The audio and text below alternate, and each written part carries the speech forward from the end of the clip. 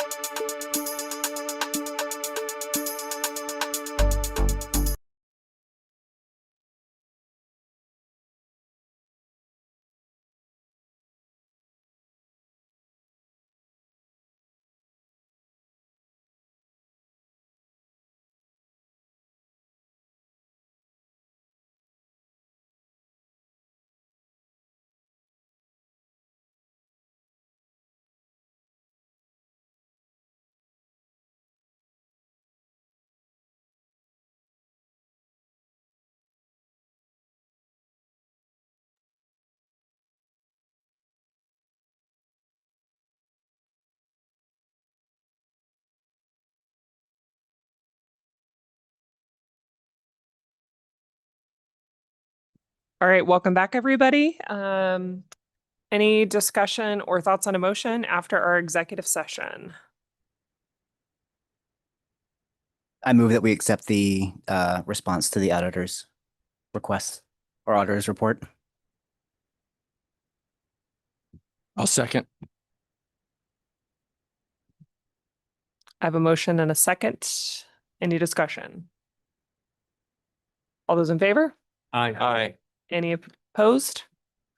Hearing none, motion carries. Ms. Galvin, do we also need a motion for them, for the staff to file it, or is that assumed?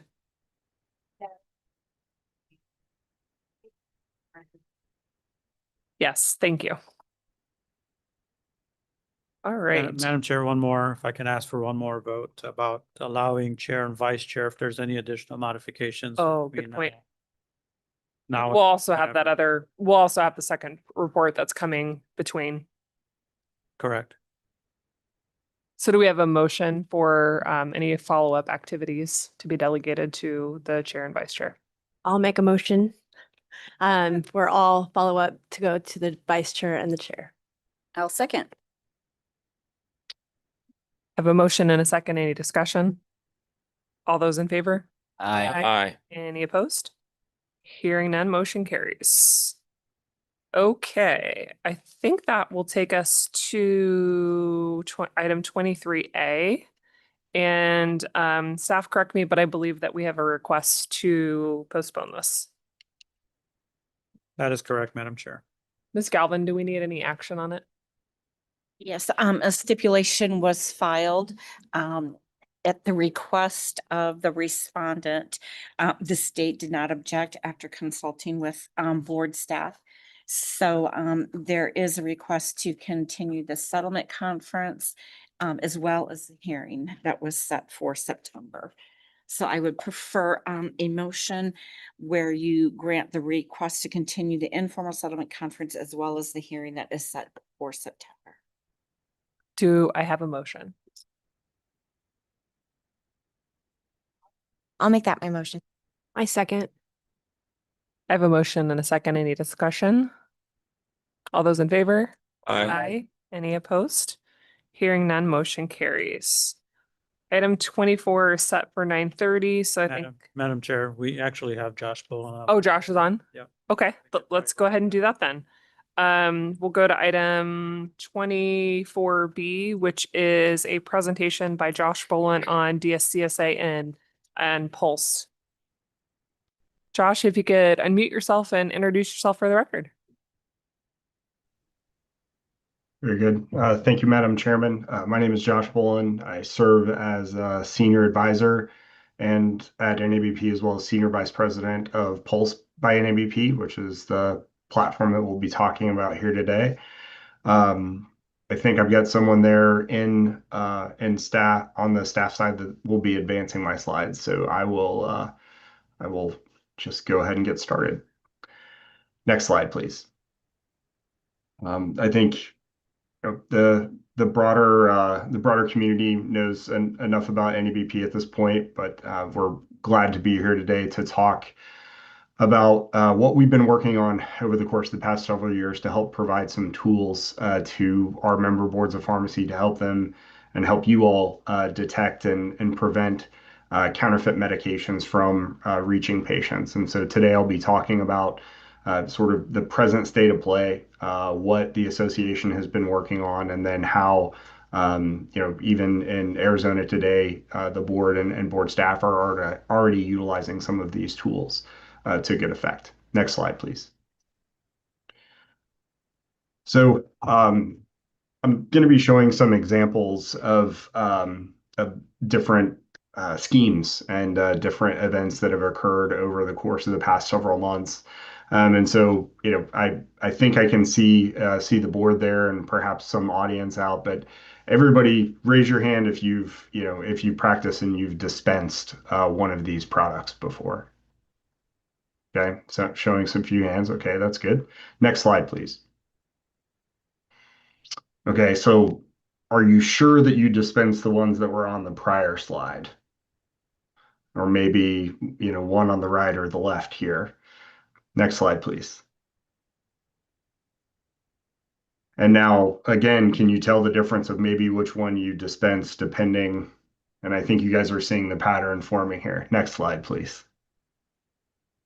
The reality is that criminals have gotten really, really sophisticated when it comes to trying to insert unsafe medications into the supply chain. And so you can see the authentic carton is the one that's on the left. The counterfeit carton is the one that's on the right. And then similarly, next slide, please. You can see that there are, there are similarities between the authentic Ozempic pens as well as the counterfeit product. And this is all to say that while the United States does have a very safe prescription drug supply chain where there is money to be made, counterfeiters and criminals will do whatever it takes to try to exploit some of the gaps in our supply chain. Next slide, please. Now, I've just explained what may be going on from a counterfeit GLP-1 perspective, but this isn't the only recent example where you have criminals trying to do bad things and infiltrate the supply chain. Going back in 2021, 2022, there were a number of product complaints that were linked to secondary distributors. And what ended up happening is that you had these secondary distributors that were once again actually successful in getting counterfeit products into the supply chain. I'm not sure how big the screen is there on your display, but if it looks like those are rocks in the bottom left-hand corner, it's because they are actually rocks. Those were dispensed to a patient. And you can see in the middle picture, you've got sort of a cornucopia of various pills, none of which are the actual HIV medication that is indicated on the outside of the bottle. Next slide, please. And, then the question becomes, how is this even possible? Well, back in 2021, 2022, it was discovered that there was a large network a large criminal network rather, that put in place this scheme to actually purchase the medication bottles and then repackage them effectively and then insert them into the supply chain. So these products were actually received at over 600 unique pharmacies across 36 states in the US, going to a total of roughly $250 million worth of fake HIV medication. Next slide, please.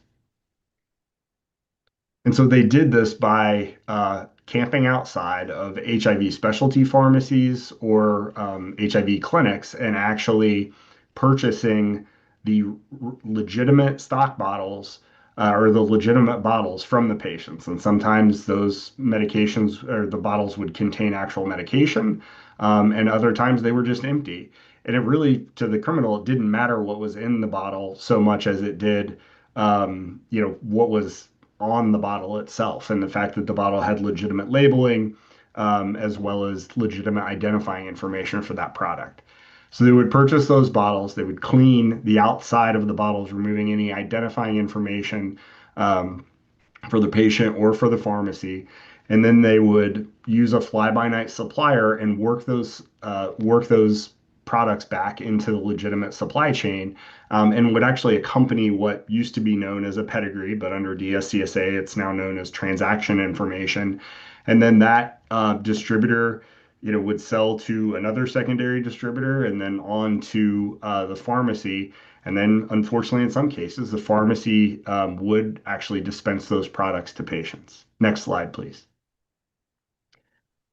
So one of the tools that we're going to be talking about within DSCSA is the fact that the law actually requires serialization of products down to the saleable unit. So that means that each carton of a given product or each bottle of a given product should have a unique serial number. And so you'll notice on the screen, you've got the top number, which is the G10 that contains the NDC number and identifying information for the manufacturer, or the global trade item number. The next number down is the serial number. Then you have the expiration date and the lot number. Now, what you'll notice about this is you have the same G10 for each of these products, but then you also have the same serial number for each of the products. So the criminals in this case got it half right. They took the steps to put the product identifiers on the carton, but they didn't actually take steps to differentiate one serial number for another. So this should be an immediate red flag. If you have the same trade identification or trade item number for the product with the G10 and the same serial number, you should immediately stop and set that product aside. So these are 15 cartons that were part of 3 pallets of counterfeit Ozempic that was received in Ohio last year. Next slide, please. So then to talk about the DSCSA milestones and where things are and where things are headed. So this has been a now going on 12-year implementation process for the Drug Supply Chain Security Act. The law, and again, I think there are some baseline requirements for all dispensers that I'll walk through on the coming slides. But the most important thing to take away from a technical perspective is that it required that serialization down to the saleable unit. So you saw that with the serial number and that 2D GS1 data matrix that is affixed to each of those products. And I'll give some examples of why that's important in a moment.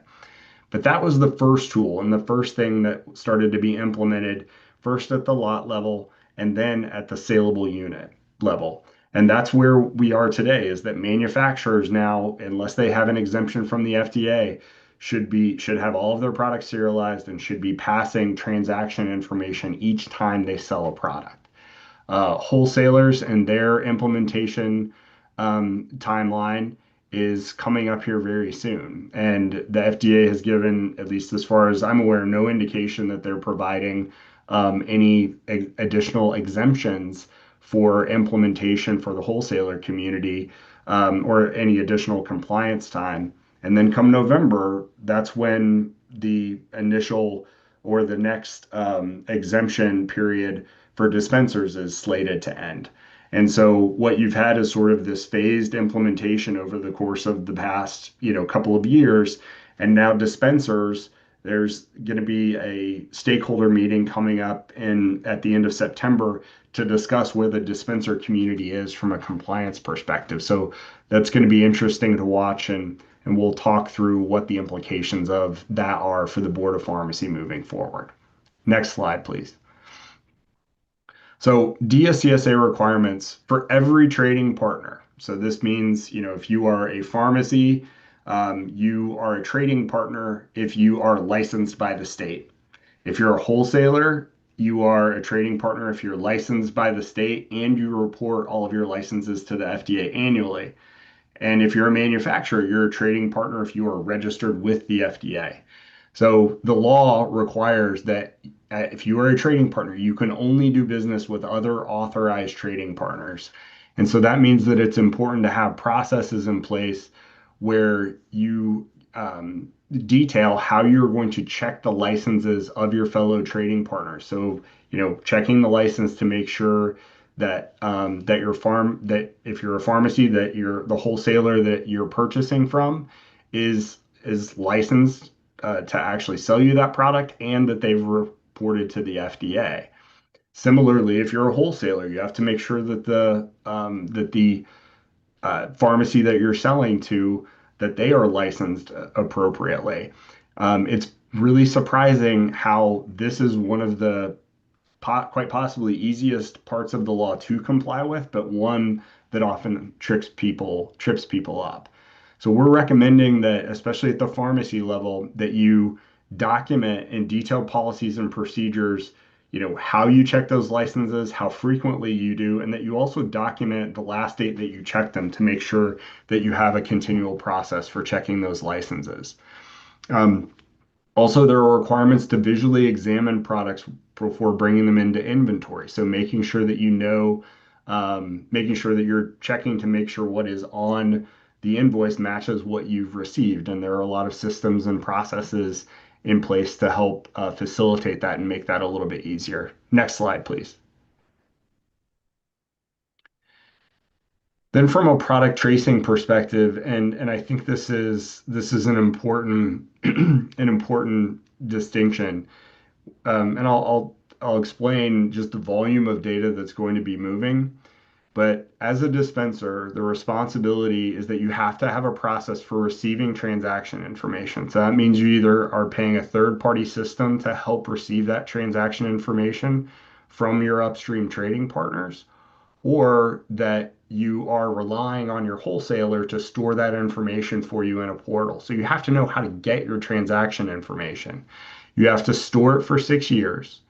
And then, importantly, from the Board of Pharmacy perspective, if a regulator comes calling and asks for information, tracing information as part of an investigation into a suspect product, you have to know how to get it. So you don't have to do all of this yourself. You just have to know where your information is stored and how to access it, and making sure you have a policy and procedure to document that. Next slide, please. This is perhaps the other most important part of the DSCSA, is having processes in place to know that if you see something that you think may be unfit for distribution or that could cause patient harm, that you stop and you quarantine that product and then investigate that product to determine whether in fact it is a legitimate product or an illegitimate product. So from that perspective, if you see something that you think may be diverted, counterfeit, stolen, or otherwise unfit for distribution, if you have reason to believe, that's defined as a suspect product. But if you have credible evidence that a product is one of those things, then you obviously quarantine that, but then you also have to report that illegitimate product to the FDA by completing a form FDA 3911 within 24 hours. And then also engaging with your trading partners to let them know that you found something that is illegitimate. Next slide, please. So now as we transition away from what the baseline dispenser obligations are to what the prescription drug supply chain looks like in the United States, it's important to remember that unlike Europe, we do not have one centralized database for all of the prescription drug transactions that take place. We have a decentralized system. So that means there isn't a single source of data or truth out there. And what that means is that each trading partner, as I mentioned, has to store their own serialized data, has to send and receive that data when engaged in transactions, and then they have to respond to regulators as part of an investigation into a suspect or illegitimate product. So effectively, you have this decentralized system and you have products moving physically, and then you have data that is to be moving electronically. And then the question becomes, okay, like what does that actually look like from a technical perspective? And before we do that, let's discuss what that looks like from a pure volume perspective. Next slide, please. So, prior to implementation that we've just seen with manufacturers and what we're about to see with the wholesaler community, you were just talking about tracking hundreds of thousands of lots tracking hundreds of thousands at the lot level. Next slide, please. So I'm going to go ahead and have you probably click 4 times and see how. One more. And one more after that. Sorry. Okay, perfect. So just to kind of total up like what this looks like from a transaction perspective. So let's assume that there are 4.5 billion pharmaceutical units sold per year in the United States. So you have to think about this for each transaction. So from the manufacturer sale to the wholesaler, the manufacturer has to keep track of that transaction and the wholesaler has to keep track of it. So that's 2 transactions for just one single sale. And then you go on the other side of that. Then you have the wholesaler selling to the pharmacy. So again, the wholesaler has to keep record of the sale and the pharmacy has to keep record of the purchase. So you very quickly go from 4.5 billion units, and then you have 2 transactions that have to be tracked for each step. You very quickly get to 16 to 20 billion instances of transaction information that, could be tracked. And then you keep in mind that you have to keep those records for a period of 6 years. So you're talking about 100 billion instances of transaction information that needs to be culled through if you're a board of pharmacy and you're trying to make a request for information, or you're a trading partner and you're trying to, understand the prior ownership of the product. Next slide, please. So this gives you a perspective of what it looks like when stuff was being traced at the lot level.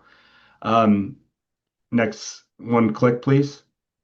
This is what it looks like when you have every transaction in the supply chain being tracked or being stored. 10 to 20,000 times as many DSCSA instances and transactions that are being recorded. This is a whole lot of data to have to sort through. Next slide, please. So that's one of the reasons that NABP has been working on our platform Pulse. Because that supply chain is decentralized, tools are needed to achieve interoperability. And so regulators need tools to communicate with trading partners. Trading partners are required to verify and trace products and to investigate suspect and illegitimate products.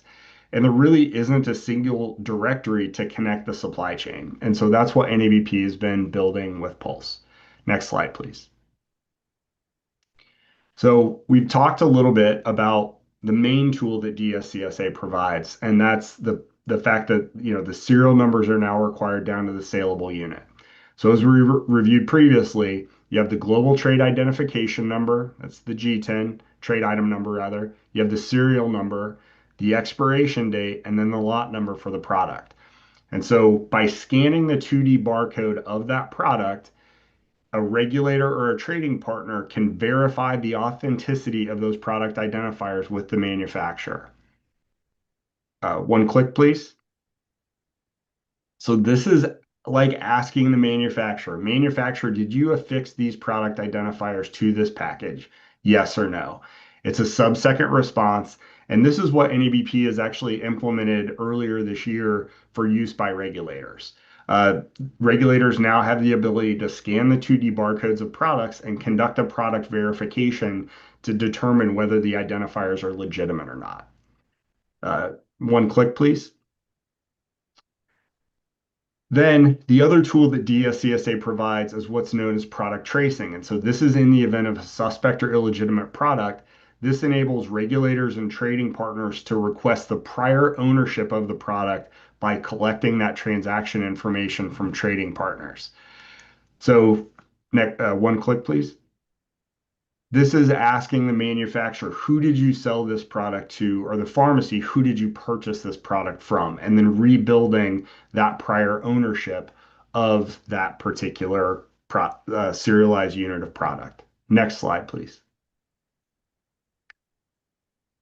So if you take nothing else away from the presentation about Pulse, think of Pulse first as being a digital directory for the trading partners that are in the supply chain. So all the manufacturers, wholesalers, 3PLs, and pharmacies, as well as a directory for the products that move through the supply chain. So that way, that's what enables you to scan the 2D barcode of that product and then get to the manufacturer of that product and ask that question if those identifiers are legitimate or not. Next slide, please.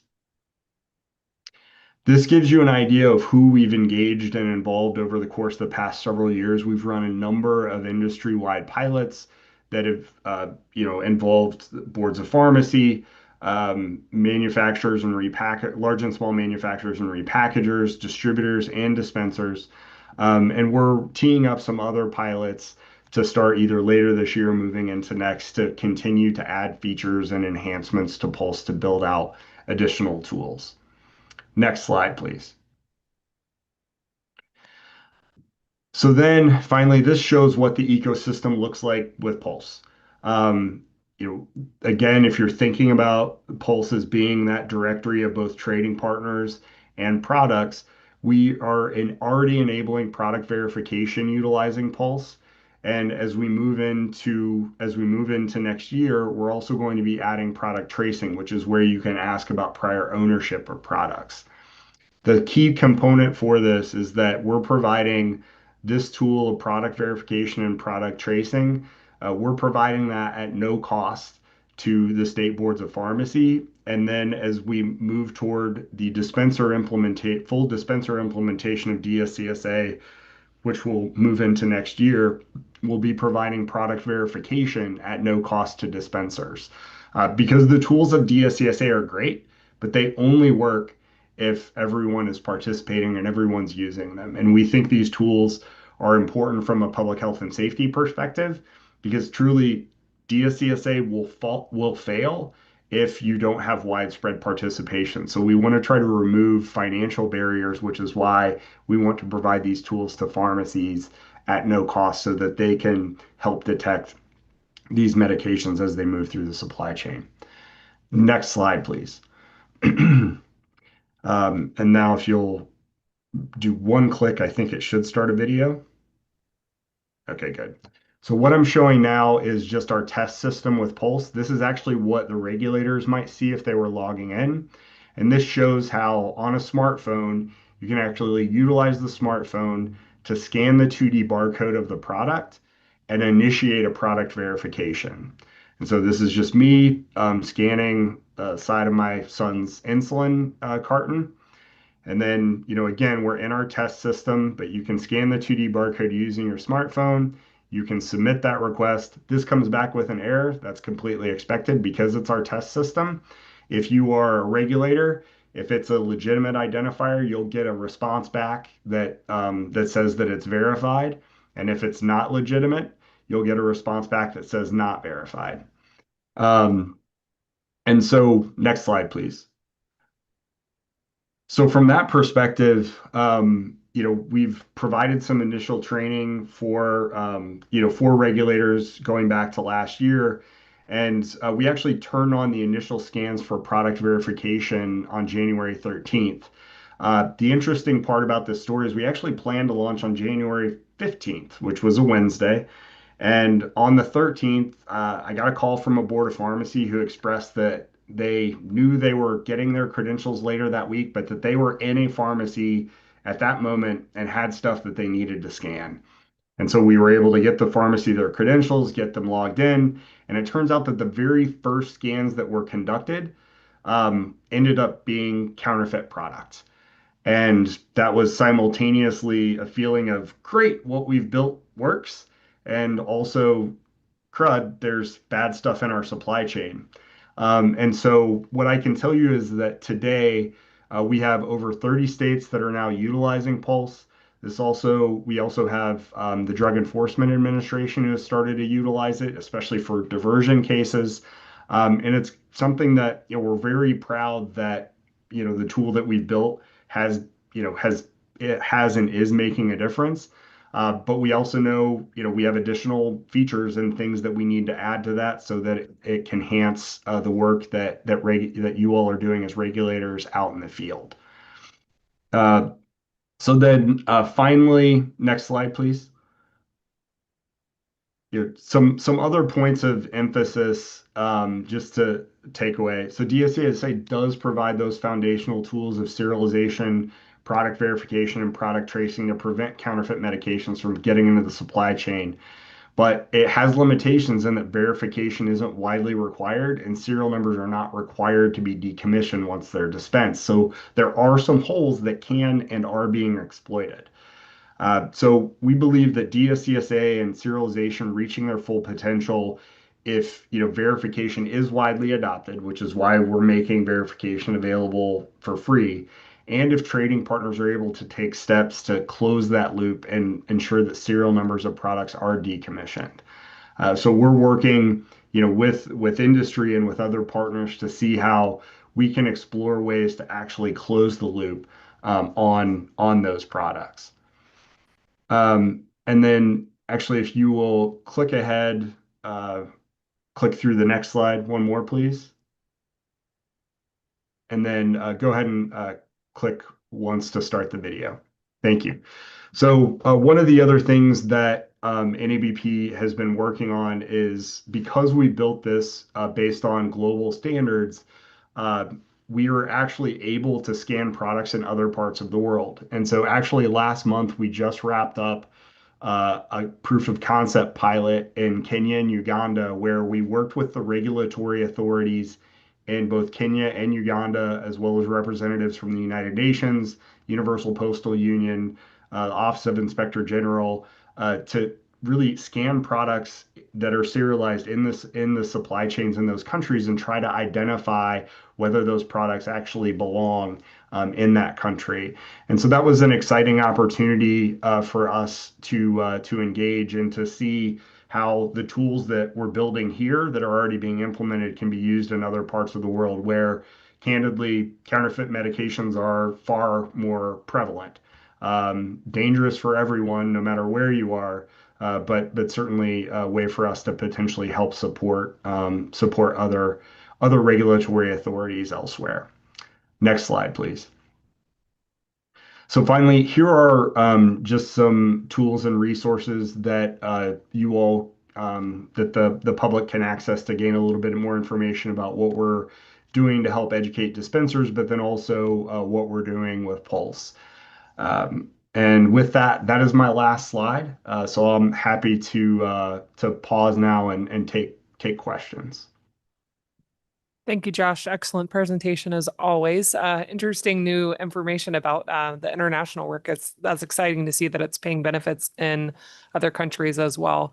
Out of curiosity, we had a case yesterday that we discussed recalls, and kind of that even recalls are a bit of a challenge because of the way that information flows against all of the various different entities. Has there been any discussion of trying to find ways of implementing that into the system? I've not heard that at any point, but as we were sitting there and I knew this was on the agenda today, I was like, oh, maybe that would be a good place for that to catch some of those things that could potentially get to patients. Sure. I think the short answer is yes. And that's really the promise of serialization. Like if you're able to track a specific saleable unit down to that patient level, and again, in the US, it stops at the point that it's received by the ultimate dispenser. So there isn't that connection to the patient. So that's something that other countries in Europe have done, is they're able to make that connection, and that obviously helps support recalls. So I think again, the promise of serialization enables that. It's just not required by law, and so that's something where you have to look at other value beyond minimum DSCSA compliance that can be achieved. Yeah, I was just thinking, like, obviously this will prevent dispensers from dispensing it, obviously, if there's some sort of a place along there. But if the manufacturer was able to report that there was this recalled lot that was a problem, it would also prevent it from ever hitting the supply chain too. That's right. Hitting the supply chain, or in the event that, it has already been dispensed, being very precise in the recall. Instead of just blasting something out, you could actually get down to that granular level much And know more who's quickly. truly impacted by it rather than sending it to everybody. That's correct. Thanks, Josh. Any additional questions I from have a board couple members? questions. How did it end up the Europe here? Europe synchronized everything and coordinated and had a single database, and the United States didn't. So when the Drug Supply Chain Security Act was being negotiated between the FDA and between the manufacturers and wholesalers, they discussed what approach to take, and they felt that trading partners maintaining their own data was the most acceptable or viable solution in their estimation. So I think it was very much in how the DSCSA was negotiated. I'll be candid that I don't know that there was necessarily a significant dispenser representation or pharmacy representation in a lot of those negotiations.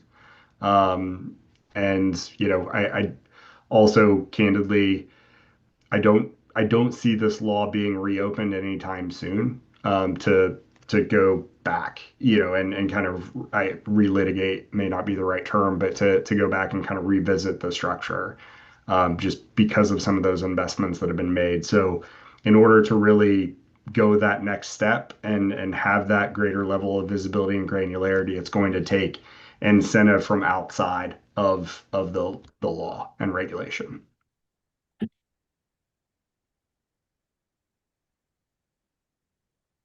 I mean, does the Pulse database sync with the European data? No, we do not presently have a connection with the European database. If you think about each of the countries, at least in Europe, they've set up their own repositories for data, and then that's the sort of scanning and interaction that I showed with Pulse hits against that database. In our instance here in the United States, you have a number of different networks that connect things together. So again, it's all as I described, decentralized. So it just requires an interconnected network to make those things happen.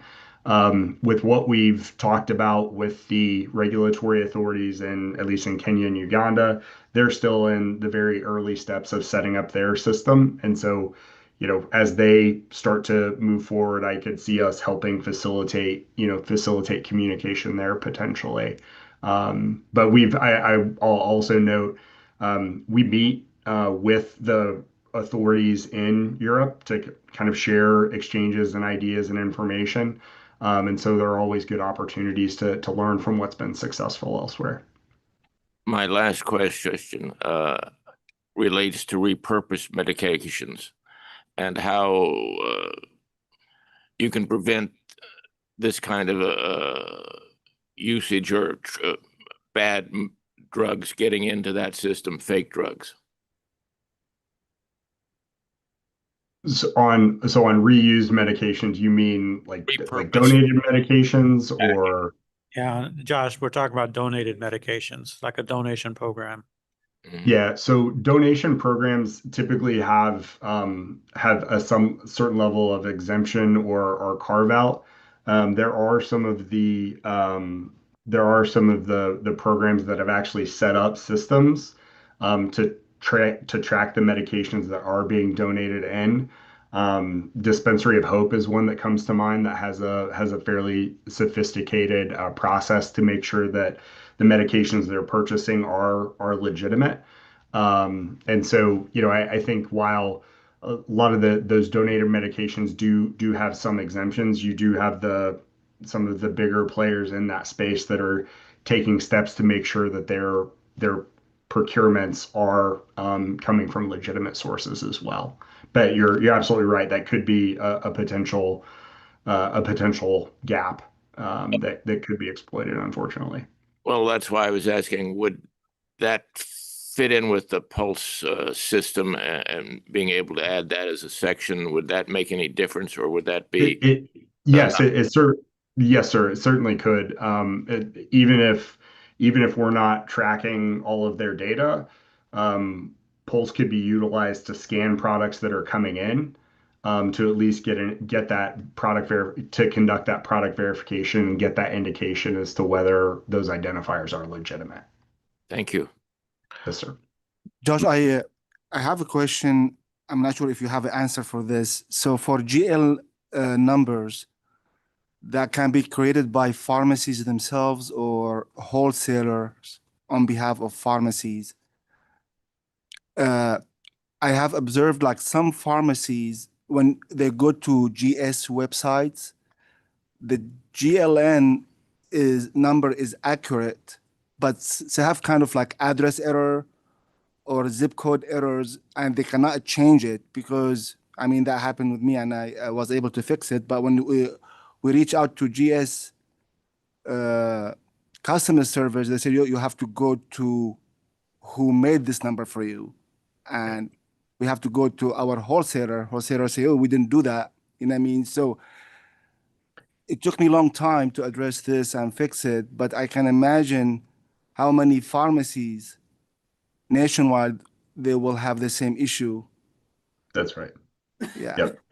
And so one of the other things that this feature hasn't launched yet within Pulse, but it will be available as we move toward the dispenser deadlines for implementation, is we actually interface with GS1. And so we map the global location numbers to the particular location, or to each pharmacy.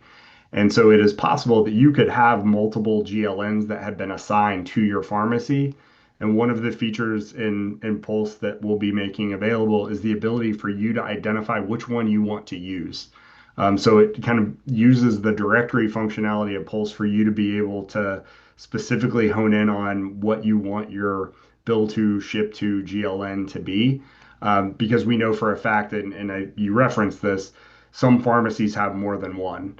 And some pharmacies, we've talked to independents that actually have, almost a dozen GLNs. And so that's something else that we built that can hopefully help folks reconcile their global location numbers.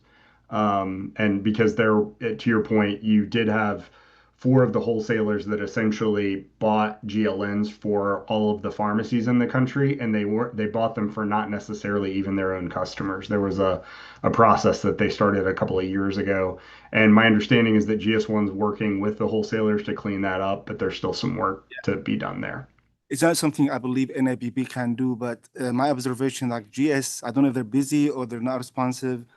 But for example, I'm just speaking on my behalf of my pharmacies, like from their website, some GL shows inactive, but really our wholesaler using this, our third party getting the information from GS website, it shows inactive. It's just like we try to activate it, say no response at all. Yep. I'd be happy to try to help. We work closely with GS1. So if staff can provide my contact information, I'd be happy to have a resource help out if Thank you. that's Thank you, John. beneficial. Madam Chair, I have a question. Who gave you a microphone back there? We got one here. So we were wondering what happens to the product that is dispensed, that means dispensed and not picked up. It's waiting in the will call area, and then patient never picks up and it is returned to stock. Is the serialization number gets deactivated, or what happens to that transaction? Also, there are some unsaleable units that are being returned by pharmacists to wholesalers once in a while. So what happens to this process in that situation? Yep. So on the first issue, the law does not require the serial number to be collected when something is dispensed. So it stops at that last sale. So once the pharmacy purchases the medication, that's the last transaction in the record according to the law. So there is not presently a legal requirement to report that serial number has been dispensed. So that's the first thing. For saleable returns, there is a requirement that those products are verified prior to being returned for credit for the sale on the saleable side of things to utilize a product verification. And then for products that are not saleable, that are just returned, that either goes through, would go through a destruction process either at the wholesaler level, or obviously, pharmacies may often use their own their returns processor or reverse distributor rather to handle those transactions. Do any of the other Thank you. compliance officers have questions? I do have a question, Madam Chair, and I promised Josh I was going to ask this during our discussion. Josh, you've had a little time to think about it. We had this discussion over the past weekend. If an order, a flat was shipped instead of each by a wholesaler, how is that rectified? Does that make, well, I don't know. I may make sense to you, but I don't know if it makes sense to the rest of the folks.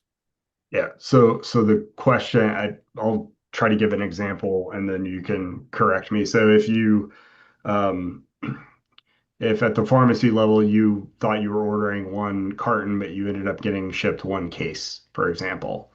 So under the DSCSA, from the wholesaler's perspective, they will track that transaction as a sale of a case.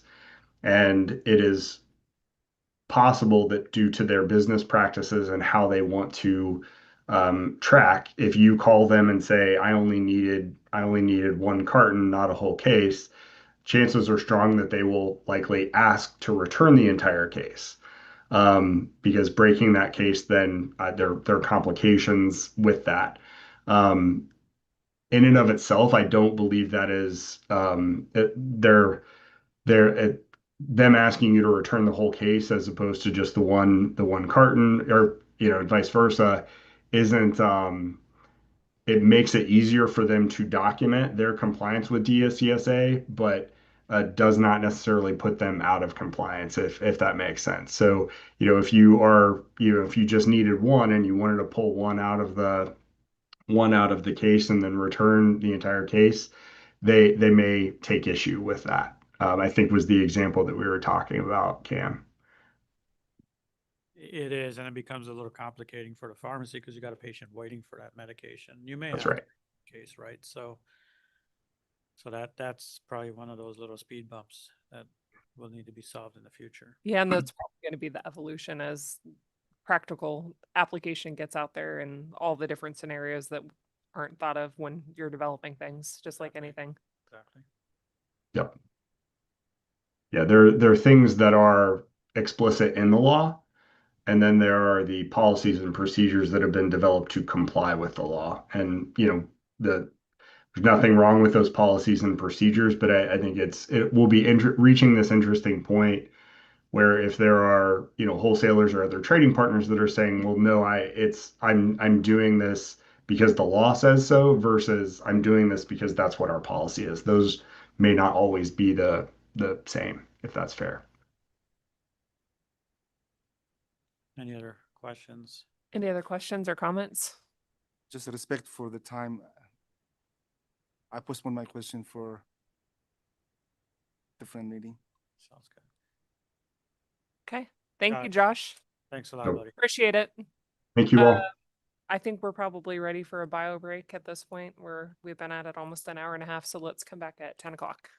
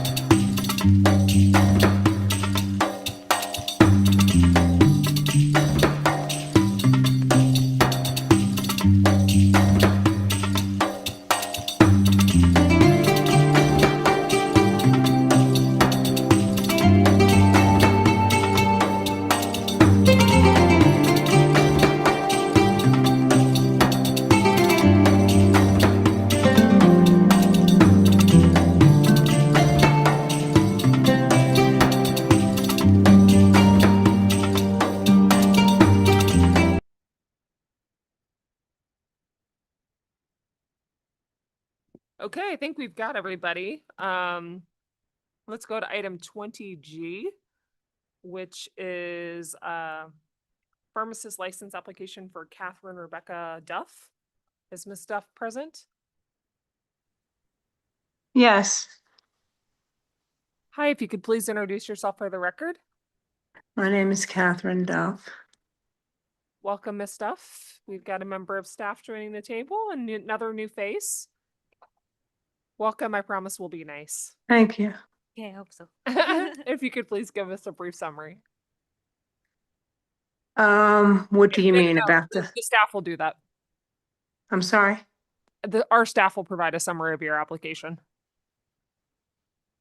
Okay. Good morning, members. My name is Erica De Leon. I'm a licensing administrator.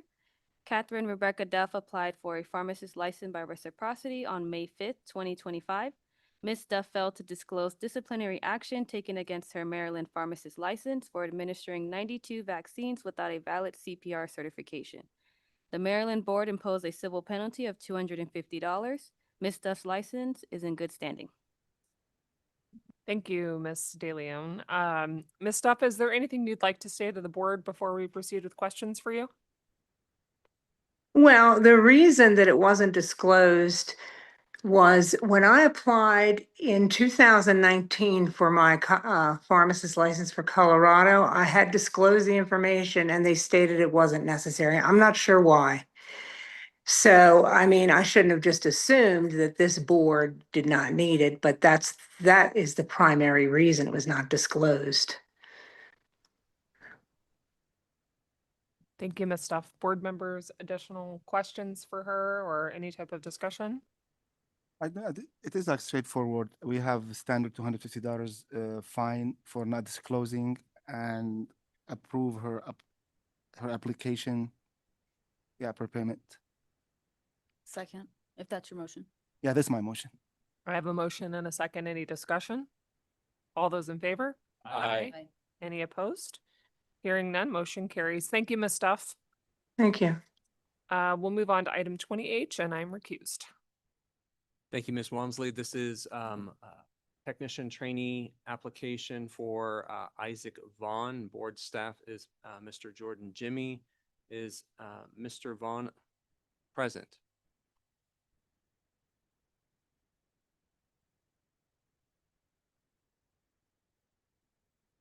And would you like to make or introduce yourselves first, and then we'll have the board staff produce a summary? Yes. If you could use the microphone, please. You have to activate it. Oh, Brenna Fisher on behalf of Mr. Vaughn. Thank you, Ms. Fisher. Isaac Vaughn. I'm Mr. Vaughn. All right, Mr. Jimmy. Thank you. Jordan Jimmy, licensed administrator. Isaac Vaughn applied for a pharmacy technician trainee registration on April 10th, 2025. It appears that Mr. Vaughn submitted fraudulent documents to his employer, indicating that his trainee registration was issued on May 29th, 2025.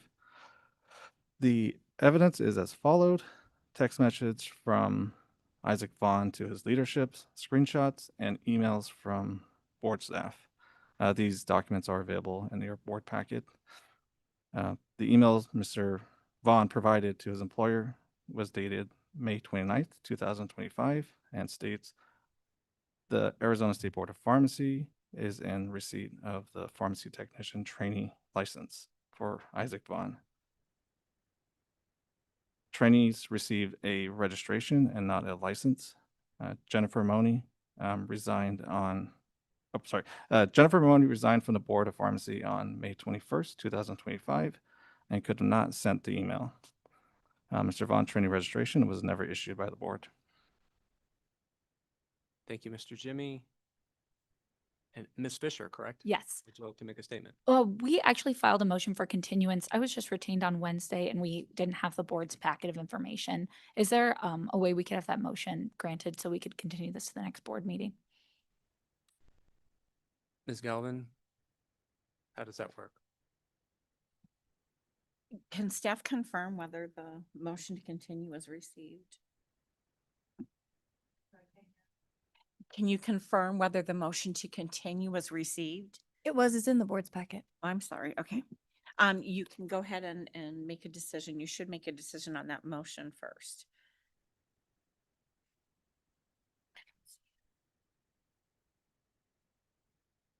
Ms. Gelvin, I'm not quite tracking. So make a motion. So they have filed a motion to continue. Okay. You would need to decide that first. If it's granted, obviously we come back another time. If you deny it, then we proceed with the board's consideration of this matter. Thank you, Ms. Galvin. I make a motion that we continue it till our next meeting. Is there a second? or- Second. All right, we've got a first and a second. Any further discussion? All right, motion carries. We'll see you at next meeting. Thank you. Thank you. Just a note for board members and folks speaking, this has nothing to do with you guys. If we can maybe bring the mic closer, because I think the sound is not going to the back of the room, projecting properly. And I understand the volume is already turned up, but that just affects YouTube and the screens around you.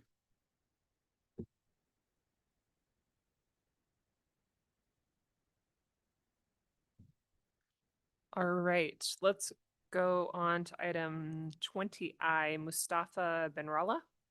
I have disclosure regarding this case. I was contacted by Mustafa by social media asking, seeking my advice on what to expect. I have not responded, and I don't think that will affect my judgment for this case. Thank you, Sharik. Is Mr. Benralla present? Mustafa? Yes, ma'am, I'm here. Okay, thank you. If you could please introduce yourself for the record. I'm Mustafa bin Rahla. Thank you. Alexandra, are you giving us the summary? Yes. Thank you. Alexandra Favela, Licensing Administrator. On March 17, 2025, Mustafa Benralla applied for a pharmacist license by reciprocity. Mr. Benralla disclosed 3 separate criminal charges on his application: domestic battery strangulation, and violation of a protective order through a third party. Court and police records indicate multiple incidents between 2012 and 2014 involving domestic violence towards his former wife. On or about June 13, 2018, Mr. Benralla submitted an application for a pharmacist license by reciprocity to the Texas State Board of Pharmacy. Due to an investigation into his criminal history, the Texas Board of Pharmacy intended to take disciplinary action had he completed the application process. Mr. Benralla ultimately did not obtain licensure with the Texas State Board of Pharmacy. Thank you, Ms. Favela. Mr. Benralla, do you have anything you'd like to say to the board before we ask you some questions? No, matter of fact, I've submitted all the documentations, core related documents to the board of pharmacy, so you should have everything in there. Thank you. Sure. Board members, questions? These were disclosed again.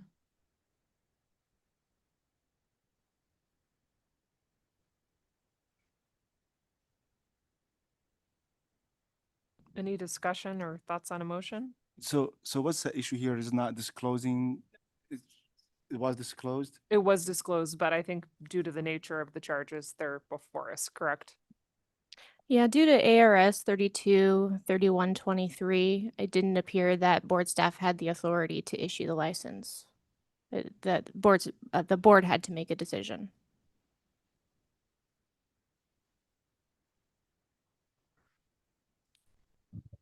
I mean, my thought has been like over 10 years, the charges, right? I mean, me personally, I don't see, we have done it before, I don't see an issue. Mr. Benralla, have you been in, had any other legal troubles since this occurred? No, I don't have any pending issues, no legal matters, everything is good. And your licenses in other states are in good standing? Yes, I've been, as a matter of fact, licensed in the state of, excuse me, Louisiana since 2015. I never had any issues with the Louisiana Board of Pharmacy.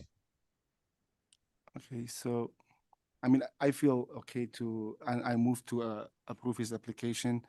I'm gonna give you advice, Mustafa, do not reach to board member by social media. That's not a good way to do it. I'm sorry, yeah, it was just like, yeah. I know, I'm not, yeah. Here, Just for a guide. Yeah. Instead of asking ChatGPT, I thought to ask you it's in fine. person, Yeah. and I appreciate that. Yeah. Okay, that's my motion. Do I have a second? Okay. Any discussion? All those in favor?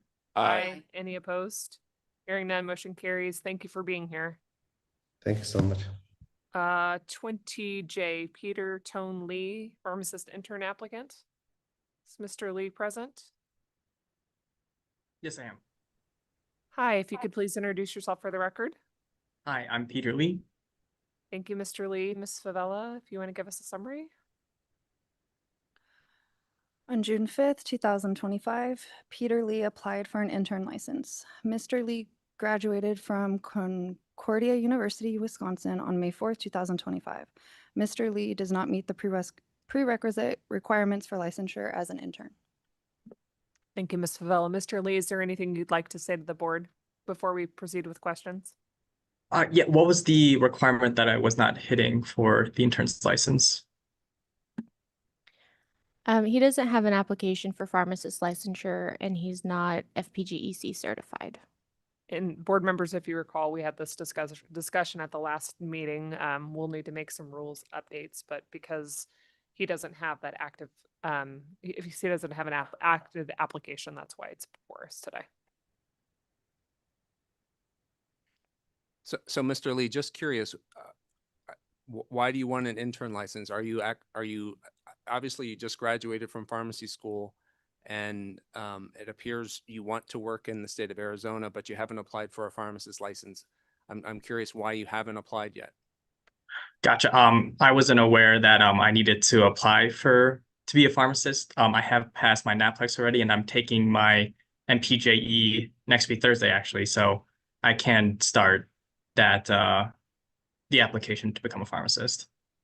Yeah, you probably should go ahead and get that started. Yeah, I understand some of the language on our website may be confusing for out-of-state applicants. Do I have a motion?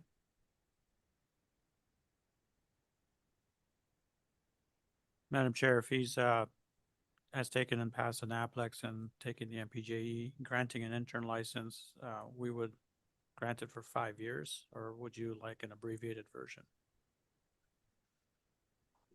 Yeah, I think that makes sense. Last meeting we approved for 1 year, right? I would think a remember- year. I mean, if for some reason he fails, we should give him an opportunity to be able to retake, but Correct, yeah. not wishing bad luck or bad juju on you, but Yeah, because we don't want the intern to be as a job. It is for education purpose, not to make money. So. yeah, I would say a year is appropriate. So Mr. Lee, just to kind of understand, so are you moving to Arizona for residency? Yes. Oh, sorry.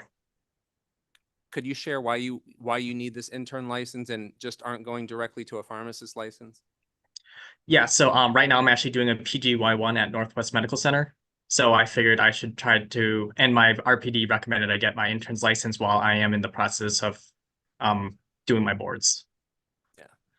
So if you had applied prior to graduating from Concordia, we wouldn't be here today because the language allows for, students in an accredited college of pharmacy to be issued an intern license, but because you applied for an intern license post-graduation, that's why this additional language is causing this little hiccup. So I want to help make this better for out-of-state graduates so that we can, obviously we'll want to attract talent to come into Arizona and serve Arizona. And so we want to make this as smooth as possible. I agree with you. It is a little bit confusing and actually it's overwhelming for our staff as well. Like because they're doing their best, and I'm sure they're doing their best to help the situation. So I'm okay for approve his application for intern license. Now, this is my motion for 1 year only. Second. A motion and a second. Any discussion? All those in favor? Aye. Any opposed? Hearing none, motion carries. Thank you, Mr. Lee. Thank you. Next up, we have Hannah Nielsen. Is Miss Nielsen present?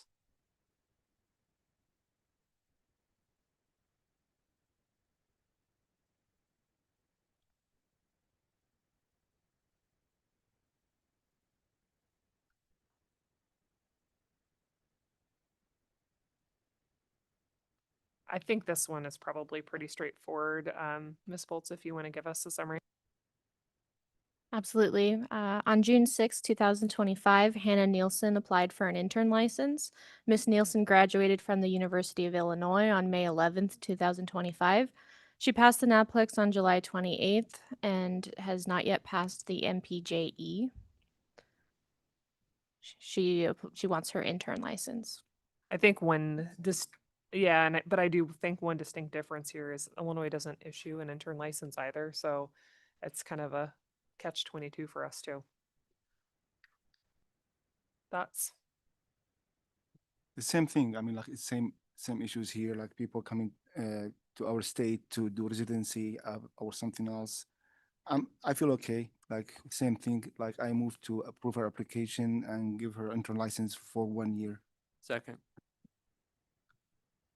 I have a motion and a second. Any further discussion? All those in favor? Aye. Any opposed? Hearing none, motion carries. That takes us to 20L, Tyson Walker. Is Mr. Walker present? Present. Hi, are you able to turn on your camera? There you are. Please introduce yourself for the record. I am Tyson Walker. Thank you. Ms. Castro, if you'd like to give us a summary, please. Yes. Christina Castro, Licensing Administrator. Tyson Walker applied for a pharmacist license by reciprocity on April 15, 2025. Mr. Walker disclosed 2 different arrests for public intoxication in 2008. He failed to disclose 3 other separate arrests for public intoxication in 2008. The incidents occurred between April and July of 2008 involving multiple public intoxication arrests. It is unclear if these cases have been adjudicated as the court records are no longer available due to the record retention period having lapsed. Mr. Walker, would you like to address the board before we proceed with questions for you? Yes, I submitted documentation about the detention and arrests. I think there may be some distinctions between how Arizona or California classifies arrests and detentions. So on the State Board of Pharmacy website for the application, I didn't see information pertaining to detentions. So I didn't put that information because on the documentation that I submitted, there's 2 arrests and there's 3 detentions. If I may, Madam Chair, if you refer to page 3644, documentation provided by the applicant indicates that he was arrested and booked 5 separate occasions in 2008. So we have a situation here where we have 3 failures to disclose. You disclosed 2 of the 5 arrests. Can I interject? Sure. So I feel like I submitted that documentation voluntarily, and it does say arrests on there, but my lawyer that I had sort of been talking with and it's been 17 years, so it's kind of hard to recollect all the details, but the way that he explained it to me is that I had been arrested 2 times and detained 3 times. The reasons being was that I had to be formally charged with the crime by the court in order for me to have been arrested. So I was charged with public intoxication for one of the incidents, which I was convicted of. And I was also charged for public intoxication for another one of the incidents. And with that incident, that was dismissed. For the other 3, I was not charged.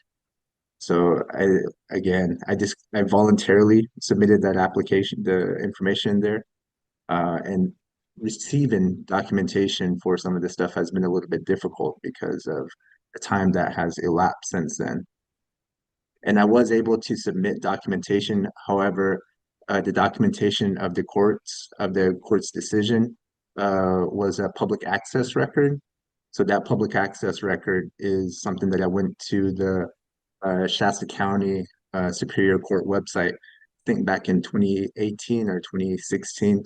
And at that time, they still had documentation about my court case at that time. Since then, now there's no option. You can't retrieve that information from the Shasta County Superior Court website anymore. And so I did submit a request for documentation for my records, but the records have been destroyed, as mentioned earlier. I believe this is like common things keep coming here, like people don't disclose not because they want to hide something, just what their lawyers told them to do or whatever. But still, for us, it's a standard is not disclosing 3 charges, right? Total of 3 charges, and it's $250 for each one. And I don't know if anybody wants to discuss this, but I have my motion ready here. I'm just curious, Mr. Walker, what happened between April and July of 2008? There's a lot of activity going on for you. What was going on in your life? I'm a veteran. I had just gotten out of the military. I was discharged honorably in 2008. I had moved to Northern California to start community college. And at that time, I had no friends or family with me out there in Northern California. So I essentially reverted back to a lot of the means that I used during the military time to cope with anxiety and depression. And since then, I've not had any alcohol-related incidents for 17 years. And I've been sober for maybe about 12 years, 11 or 12 years. Thanks, Mr. Walker. Thank you for your service and thank you for your honesty. So I move to approve his application upon paying $250 for each failing to disclose, with his total of $750. Second. Disciplinary. Is a non-disciplinary. Yeah. I have a motion and a second. All those in favor? Aye. Any opposed? Hearing none. Thank you, Mr. Walker. Appreciate you being here today. 20M, Gwendolyn Gonzalez. Is Ms. Gonzalez present? Yes. Good morning. If you could please introduce yourself for the record. Hi, my name is Gwendolyn Gonzalez. I'm applying for a pharmacy technician license. Thank you, Ms. Gonzalez. Ms. Bolts, if you'd like to give us a summary. So back in, sorry, you're asking me to give a summary? No, our staff will. Okay. Gwendolyn Gonzalez was issued a technician trainee license on September 20th, 2022. Her license will expire on September 30th, 2025. She submitted an application for technician licensure on January 23rd, 2025. She disclosed a DUI from 2021. On February 26, 2021, Ms. Gonzalez was arrested for an aggravated DUI wrong-way driver. Ms. Gonzalez's blood was tested after her arrest, and the results from the test indicated a BAC of 0.239. Ms. Gonzalez was charged with 4 misdemeanor counts of driving under the influence. She pled guilty and was convicted of extreme DUI 0.20, a class 1 misdemeanor. She was ordered to complete supervised probation with several conditions. Shortly after, on February 22nd, 2022, a petition to revoke probation for failure to complete substance abuse counseling was submitted to the court.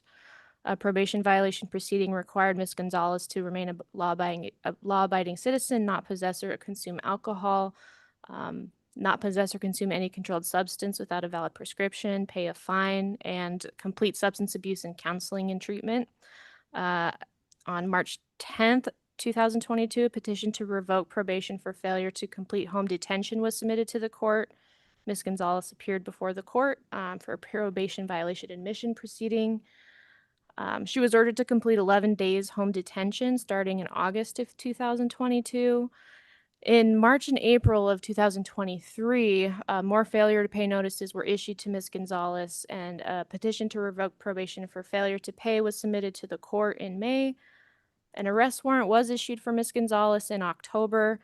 However, at the end of October, an order quashing the arrest warrant was issued, and Ms. Gonzalez was released from probation.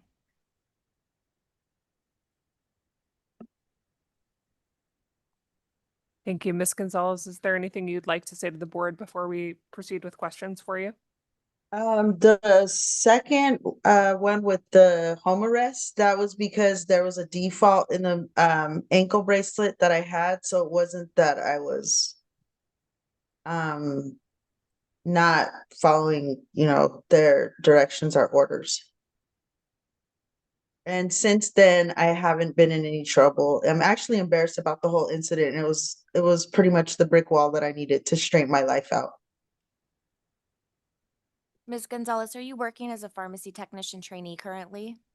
Right now, I had to quit because I'm gonna be a full-time student in college. I decided to go back to school. So Ms. Bolts, I have a question. So I see the language on the summary saying that she's got a technician trainee license, which is prior to the registration, which means some of these things should have been disclosed on her initial trainee license application. Were we aware of some of these since this was, the DUI was from 2021? So what did we know about? Yes, Ms. Gonzalez did disclose this information. She had multiple other applications close out before this most recent trainee application and then her subsequent license. So we were aware of this DUI. I think what the issue was is that we didn't have a full picture of all of her court documentation.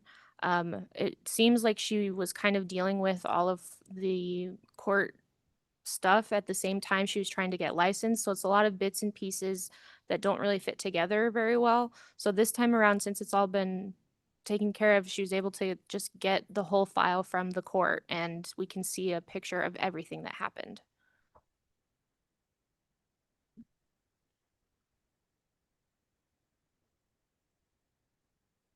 Members of the board, based on Mr. Anderson's question, it would seem to be that they were aware of the DUI, they were aware, the board was aware of the plea of guilt that she had entered, and then she was granted her tech trainee application. So it would appear that you have considered and dealt with that issue. It may be that she provided more detail, but the matter was adjudicated. She provided more detail and there was further documentation that wasn't available yet because time hadn't transpired yet. So, there were in March, or sorry, not March. The following year, March and April of 2023, more failure to pay notices were issued. That was after her trainee license was issued. So non-compliance with her sentence was occurring after she obtained her training license with the board. But there was no duty for that non-compliance with those payments to report that to the board because it wasn't an arrest, etc. That's correct. I'll make a motion to approve her license. I second. I have a motion and a second. Any further discussion? All those in favor? Aye. Any opposed? Hearing none. Thank you, Ms. Gonzalez, for being present today. Thank you. That takes us to 24D, discussion, consideration of possible action regarding the request made by Yavapai Regional Medical Center West to renew its deviation that was originally approved in 2021. Ram?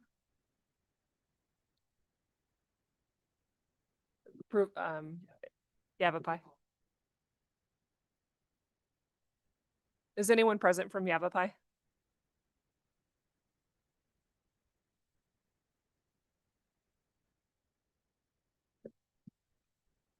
Good morning, board members. This is Ram Kalapudi, compliance officer with the Arizona State Board of Pharmacy.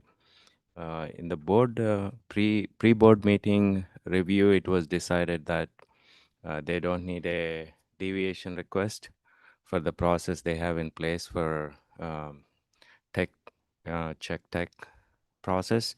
So basically what they're doing is in the past, they were pharmacist was scanning, verifying products that are going into the Pyxis machine. Right now, they obtained deviation 2 times in the past, for the process. They have it right now. The process is currently, the deviation process is, they receive the product from McKesson, they scan it, and then the technician scans with their Cerner system, and then put it on the shelf, and then when there is a pick list from the Pyxis machine, they scan the product and put it in the Pyxis machine. And nurse, when takes the product from the Pyxis machine, scans it again, and before administering to the patient, they scan it again. So that is the current deviation approved process. But prior to that, pharmacist was checking everything. So it was taking 2-3 hours for the pharmacist. So this process is taking the pharmacist away from their regular duties. So they are pressured and there were mistakes being made. So current process actually eliminate that pharmacist time, and it dedicates for the prescription verification time, so it deviates from, so it allocates the pharmacist time productively to take care of the patient. So it was determined that this, with the new rules in place, this process doesn't need a deviation request. So I informed the PIC, that's why they are not here today, that they don't need a deviation, and only the delegation training has to be in place. So that I will make sure that the technician training documentation will be there for the inspection, next time I go there. And you viewed this process and Yeah, you they feel like it's described it. compliant and safe and Yeah. all of the above. Only thing is, next time I go there, it's coming up due in a couple of months. So when I go there, I'll specifically verify for the technician training and SOP and everything in place as per the new rules. So we don't need any action on this today then. Yeah. I think you would make a motion to allow them to withdraw the request for a deviation. Yeah, I have a question. Do they have different process for control medication or no need? Control medications, good question. That was never part of the deviation. Okay. So control medication is verified by the pharmacist, Okay. Do I have a motion to withdraw? Yeah. Allow them to withdraw. That is my motion to allow them to do withdraw. Second. A motion and a second. Any discussion? I just think this is a wonderful example of technician delegation. Yep. And enabling pharmacists to, more patient care. So I think it's a wonderful example. And ultimately, this is the purpose of the deviation, right? Is for us to allow for experimentation, then hopefully we change our rules and then we won't need the deviations moving forward. So this worked exactly like it should have. Right. And also they have reduced error rates, with the new process. That's terrific. Awesome. All right, I have a motion and a second. All those in favor? Aye. Any opposed? Hearing none. Thanks, Rom. No problem. Thank you. 24E, discussion, consideration, and possible action regarding Barbara Ann Moreno's request for reconsideration of the proposed consent agreement for civil penalty regarding continuing education audit and board case number 25-0239. Is Ms. Moreno present?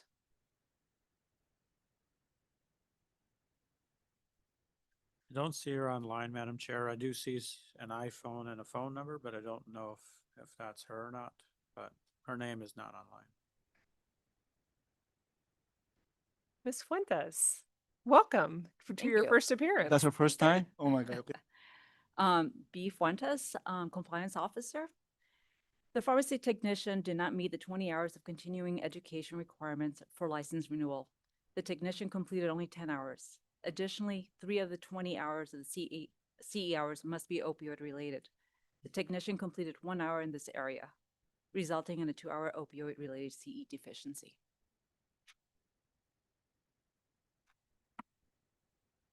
So she is contesting the consent agreement for the CE and wants us to reconsider.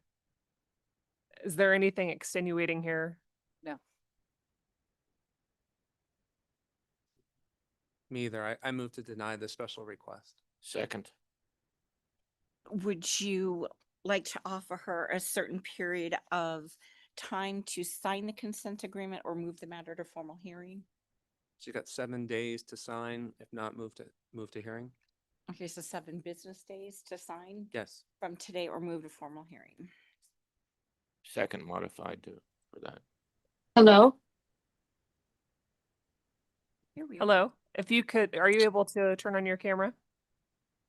Not sure how to, let me see, start video. There we Yep, go. Can you there see we me? Yes, if you could please introduce yourself for the record. Hi, sorry, I had difficulties to do this. Barbara Moreno. Ms. Moreno, is there anything you'd like to say to the board? We are in the process of discussing your request, and right now we have a motion on the floor to deny your request because we don't feel like there's any extenuating circumstances that would require this to be treated differently than any of our other cases of similar nature. Well, I didn't intentionally, not do my CE hours. I changed jobs. I used to work in pharmacy, and now I work from home. So previously, we were able to get 8 hours of CE a day off to do it, and so I just overlooked how many I was doing since working from home. A change of job just confused me within the 2-year period since I changed in 2021. So I just feel like, the penalties was kind of harsh for my first time, you know, mistakenly not, doing my CEs, not, fraudulently doing them. And, I've been in pharmacy tech for over 10 years. So I just would like reconsideration on, the penalization. Thank you for your statement. Board members, any further discussion? We do have a motion on the floor. I second. Already had a motion in a second. I third. Yeah. Maybe the board staff can remind me if there's an attestation on the application that basically commits that you have completed by perjury. If, you're basically, it's a very serious matter when you sign that document. Is that correct? That is correct. Thank you.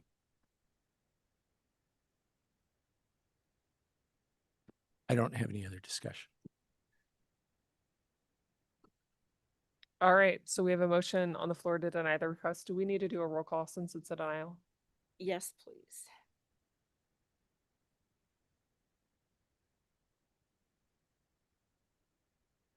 Mr. Braswell, Aye.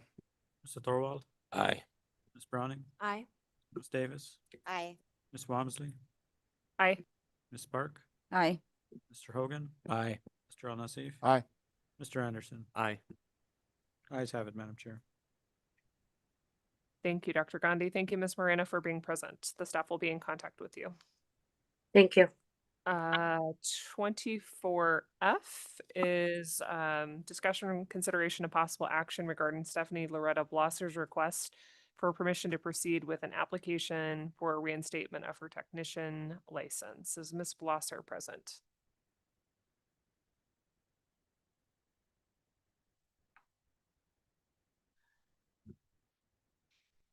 Hannah, you I'm might as here. well stay up here. It looks like there's a phone number that unmuted, Madam Chair. It could be her. Ms. Blosser, if you're present, if you could turn on your camera and introduce yourself, please. Yes, I'm on my phone. Not sure. Okay, if you could please introduce yourself for the record. Yes, I'm Stephanie Blosser. Thank you. Go ahead, Hannah. Stephanie Blosser was issued an Arizona pharmacy technician license on April 6th, 2020. On or about June 25th, 2024, the board received a notice from the Arizona Department of Public Safety indicating that on or about June 14th, 2024, Ms. Blosser had been arrested and or fingerprinted by the Buckeye Police Department for misdemeanor criminal damage and misdemeanor failure to comply, both involving domestic violence. Board staff sent a complaint notice and subpoena to Ms. Blosser at her mailing address of record by electronic, certified, and regular mail, notifying her that the board had received the notification, opened a complaint, and requested that she respond and provide a written explanation of the charge, as well as copies of police and court records. She did not respond to the notice or provide the records required by the subpoena. The board issued a decision order in the board case number 240363 on December 30th, 2024, which resulted in the revocation of her license. Ms. Blosser did not appeal the decision within 35 days. Ms. Blosser submitted a correspondence to the board's licensing team. It seemed to indicate that Ms. Blosser didn't realize that her license had been revoked and that she would continue to let's see, let me find it here. I remain committed to upholding the standards and ethics expected of pharmacy professionals and will continue to serve with diligence and professionalism. Ms. Blosser is here to request to submit a reinstatement application before the revocation period has elapsed, that 2-year revocation period. Thank you, Hannah. Ms. Blosser, would you like to address the board before we ask you some questions? Yes, I just want to, so I wasn't able to give a notice of my arrest because I was in psych wards at the time. And then I wasn't able to Are you able to speak a little bit louder? We're having a hard respond time hearing to you. the revocation because the cases were ongoing. So I didn't have documentation. If you could repeat why you said you didn't do the initial notification. I'm sorry, my phone cut out. Our audio was a little faint when you said why you didn't give us the initial notice of your arrest. Oh, I was in a psych ward at the time.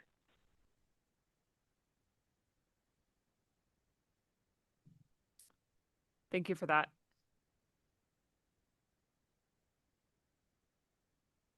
I believe the issue wasn't only not reporting, also she has not responded to, right, to subpoena and. Ms. Blosser, why didn't you respond to the subpoenas or the hearing or any of the other steps? I understand what you're saying about the initial notification, but you were given, there was several communications in between when we found out about this. Why didn't you communicate with the board before today? The case was still ongoing, and I didn't have proper documentation to submit to respond to the open case against me. Did you communicate But at all with staff? I'm sorry. Did you communicate at all with board staff prior to this request for reinstatement? Yes, Ms. Bolts, I believe. can you confirm what the communication has looked like? I can't confirm any communication from Ms. Blosser. Can she indicate what email she sent that to? Are you referring to maybe she referring to the last email, not previous ones?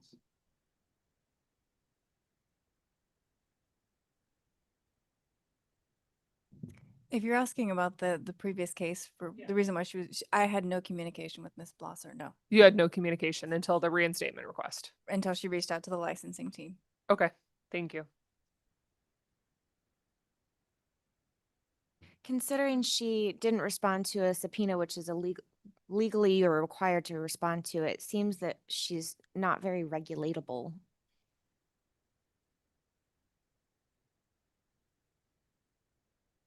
I think we can entertain this after the revocation period. I don't think we need to make an exception.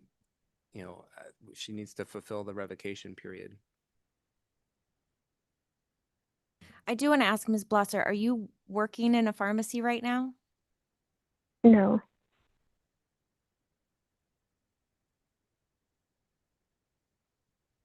No. Thank you. Any additional questions or discussion? I move we deny the request. I'll second. I have a motion and a second for denial. Dr. Gandhi?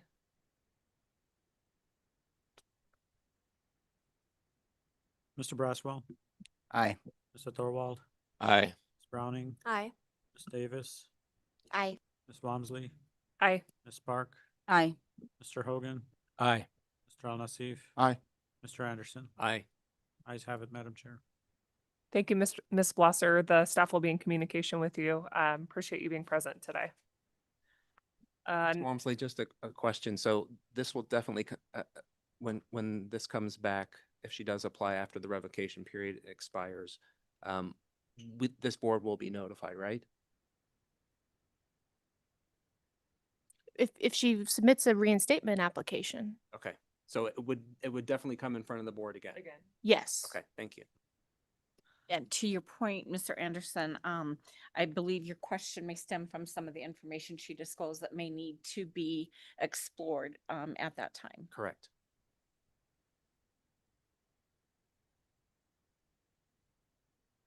All right. That takes us to 24G, discussion, consideration, and possible action regarding Noof Khalid Al-Kahani's request for permission to proceed with application for reinstatement of her pharmacist license. Is Miss Al-Khatani present? Yes. Hi, if you could please introduce yourself for the record. Hi, my name is Noof Al-Khatani. Thank you. Ms. Boltz, if you'd like to give us a summary. Noof Al-Khatani was issued a Arizona pharmacist license on December 31st, 2019. On or about October 3rd, 2023, Ms. Al-Khatani filed her application for license renewal, certifying that she had complied with the continuing education requirements set forth in statute and rule, including the opioid-related substance use or disorder or addiction-related continuing education requirements. In doing so, she was attesting that she had completed the required 30 continuing education hours during the 2 years period preceding her renewal. On or about May 31st, 2024, board staff conducted a random continuing education audit that included Ms. Al-Khatani. Prior to reaching out to Ms. Al-Khatani, board staff reviewed the CPE monitor and discovered that Ms. Al-Khatani had reported 16 and a half hours of the required 30 hours of continuing education during the time period. The audit time period. Board staff reached out to Ms. Al-Khatani by email, asking that she provide additional information showing completion of the required CE. We didn't receive a response. Board staff sent a proposed consent agreement for civil penalty, continuing education and audit to Ms. Al-Khatani on August 27th, 2024. We sent that to her mailing address and email address of record by certified and regular mail. Staff didn't receive a response to the consent agreement by the September 27th deadline. Board staff also sent the proposed consent agreement for civil penalty to Ms. Al-Khatani's Maple Oak address, certified and regular mail. Based on the information available to board staff, she was short 13 and a half hours required for the renewal of her license. The board issued a decision and order, which resulted in the revocation of Ms. Al-Khatani's license. She did not appeal the decision within the 35 days. In May of this year, Ms. Al-Khatani logged into her online profile and updated her mailing address to that Maple Oak address. She's requesting that the board allow her to submit a reinstatement application before the 2-year revocation period has elapsed. Thank you, Ms. Boltz. Ms. Al-Khatani, would you like to address the board before we proceed with questions for you? Yes. I actually was working at Walmart during my first renewal period. The first renewal period I'm sorry. does not require CE. We can't. And I start. Hello? Sorry, your Can you hear me now? audio is bad. Maybe go ahead and turn off your video and see if that improves the audio. Okay. Is it better now? Yes, much. Thank you. Go ahead and start over. Okay. So during my first the pharmacy license, the first renewal period does not require CE. It's only the second renewal that requires CE. But I started doing my CE during the period that is not required, and it wasn't counted. And I used pharmacist letter tracker system, so it would tell me how many left do I have. So I thought I did all of them, but the board only requires you to do that CE in this period. But I started doing them before the board would count them. And during that audit and that communication that was coming from the board to me, I went through actually 2 pregnancies, 2 childbirths, and 2 postpartums, and a foot surgery. And that's not an excuse for me not responding to the board. I actually was aware of the board communication. At one time they called me, but I thought it was a scam. Someone called me, was very brief, told me there's a complaint on my Arizona pharmacy license. And at that time, I was recovering from a surgery, and I was in bed, and I told the person on the phone, "Is this a scam?" I did not know what was it. But then I called back the board of pharmacy right after that phone call, and I talked to someone, and they told me it might be a scam. And I asked, and I wasn't aware of that communications. I was not even checking my email or my mail. And it's my mistake. And I was going through really hard medical and personal challenges in my life. It's not an excuse, but I really thought I completed my CE, but it wasn't counted.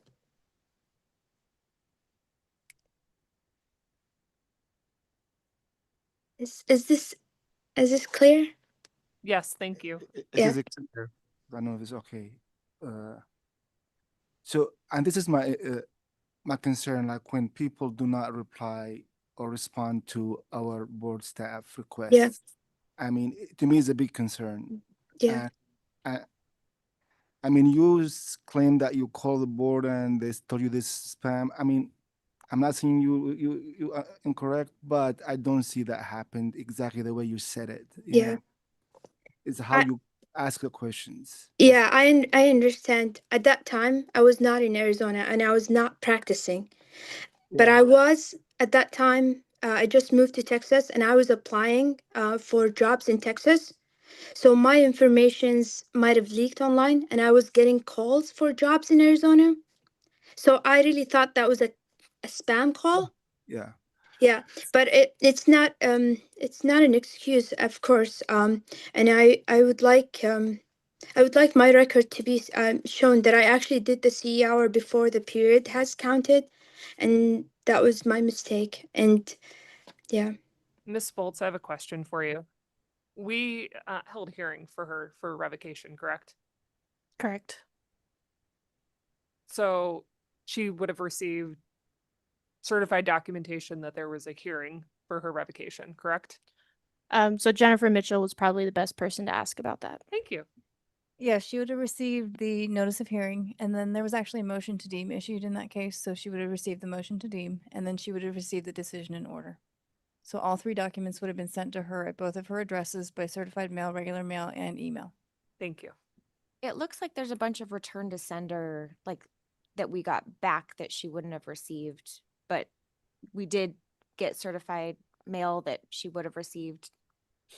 I don't think that all of her regular mail, not all of her regular mail was returned. So we assume that We she didn't received get that. regular mail. We only got the certified mail back. Yeah, which could mean that she didn't pick it up at the post office because they'll only try so many times. And this is like on her, like she has not updated, she didn't update her address, and that's why I require licensee to update their address for those cases, not because we want to know where they live. Honestly, yeah. Board staff does not call people and tell them that there's an open complaint against them. Yeah. So Yeah. I can't speak to what Do you- he's talking about. Are you licensed in different state, or do you In Texas. do you practice there? Do you have a job there? I did for a short period of time until I had my second baby. But it's affected my Texas license. And that's why I want to resolve this issue because I don't know in future if I'm gonna go back to Arizona, but I would like to hold my Arizona license, and I would like to do my CE continuously, and I want to be more accurate on that. And I was short on it, and I focused on my motherhood, and I focused on other things in life that I didn't focus on my CE while being at home. I was on leave. I mean, the CE is an important component Yes, of it, I but understand. Yeah.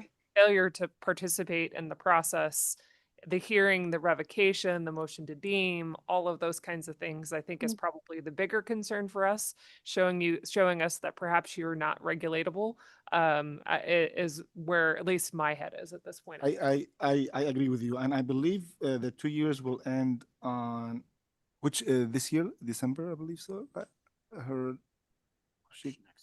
March next year. No, I think it was just recently. Sorry, the order was executed March of 2025. March. Oh, okay, so So we- it's too early for, Yeah. yeah, 2 years from that. Yeah, but I also want to clear the air a little bit here because, just let's say the board decides to reinstate or allow her to, it's not going to clear up the fact that she was revoked. So if she thinks that the wheels just go back and nothing ever happened, that's not the case. Yeah. She may still have to answer to the revocation to any state that she applies to. I understand that very well. I just wanted to keep my Texas license. I did not know what to do with my Arizona license at that time. So and my headspace was not in the right space. And it might not be for a while since I have like really young babies, but I'm trying to get back into the workforce and I'm trying to like work that at that moment. And it would be very helpful to like help me out by resolving this so my Texas license does not get affected. I mean, yeah, I don't know if you, I mean, fixing this will not, it will still shows in your record. So Texas will still see the verification. I mean, that's not gonna help Texas, you know what I mean, at all. I mean, this is what's done is done, right? So now my concern, we're not really, it's not following the rules, right? And we just had a previous case before yours is kind of the same for a pharmacy technician. Me personally, like I didn't see a good reason or good ever right evidence to deviate from our standard. I mean, I don't see it. I mean, I'm glad like you are obviously you are a good mother and you know what I mean. No doubt about that. But rules are rules, and I will. That's why I will move to deny your request. That's Second. my motion. I'll second that. I have a motion and a second for denial. Any discussion? Just a comment. I just wanted to let the board know that her Texas license appears to be open and active. Yeah, but they wrote to me that they will have a meeting with me about this. So, so that's why I'm not able to renew it when it's going to be expiring. All right, we have a motion on the floor for denial. Dr. Gandhi, roll call. Mr. Braswell, Aye. Thorwald, Aye. Mr. Browning, or Miss Browning. Aye. Thought I was gonna make it without screwing anything up like this, but Miss Davis, Aye. Miss Walmsley, Aye. Miss Park, Aye. Mr. Hogan, Aye. Mr. Al-Nassif, Aye. Mr. Anderson. Aye. Ayes have it, Madam Chair. Thank you, Ms. Al-Qatani. The board staff will be in communication. Moving on to 24H, discussion, consideration, and possible action regarding Damian Walker Molina's request for permission to proceed with an application reinstatement of his technician license. Is Mr. Molina present? Yes, hello. Good morning. If you could please introduce yourself. Good morning. I'm Damian Molina. Hannah, go ahead with the summary, please. Damian Molina was issued an Arizona pharmacy technician license on January 13th, 2020. On September 3rd, 2023, Mr. Molina was pulled over by Sierra Vista Police Department after being observed leaving a parking lot at a high rate of speed after failing to stop on the sidewalk. Officers noticed that Mr. Molina's breath smelled of alcohol and his speech was slurred. Mr. Molina was subsequently arrested and charged with DUI liquor, drugs, vapors, and DUI liquor BAC .08 or more. The documentation provided by Mr. Molina regarding his arrest raised concerns about his ability to safely practice. As a result of the board's concerns, on December 12th, 2023, the board issued an interim order for psychological evaluation with a substance use and fitness for duty component. The evaluation was required to be completed within 30 days. In lieu of proceeding with the evaluation, Mr. Molina voluntarily surrendered his license effective February 16th, 2024. The voluntary surrender of a license is treated the same as a revocation, but Mr. Molina is requesting the board's permission to submit a reinstatement application before the 2-year revocation period has elapsed. Thank you, Hannah. Mr. Molina, would you like to address the board before we jump into questions for you? Yeah, I just felt like surrendering my license at the time was the best option. I just wasn't doing the best mentally, physically, or financially. I have since in the past year, because I tried joining the military, but they denied me for the depression, anxiety, history. But I have been seeing a provider. I'm currently on like a sliding scale. I'm going to have a appointment in September, so I can go look into getting some anxiety medication that can assist with just like Have to little. talk medical history on the record. I'm sorry. I said you do not have to talk about your medical history on. Oh, so sorry. So yes, I'll be pretty much seeing a provider and everything, but I have been doing better mentally, physically. I have had a lot of help with, family. I'm doing a lot better financially, so I'm just trying to go back to doing what I miss doing. So Ms. Bolts, correct me if I'm wrong, but he had an evaluation, right? We ordered an evaluation, we had an evaluation, and we offered him an agreement for monitoring. He decided that instead of finishing the evaluation, that he would just surrender. Okay. So he didn't do the evaluation. You never completed the evaluation. Would you be willing to complete the evaluation now? Oh yeah, definitely. I'll do whatever you guys want.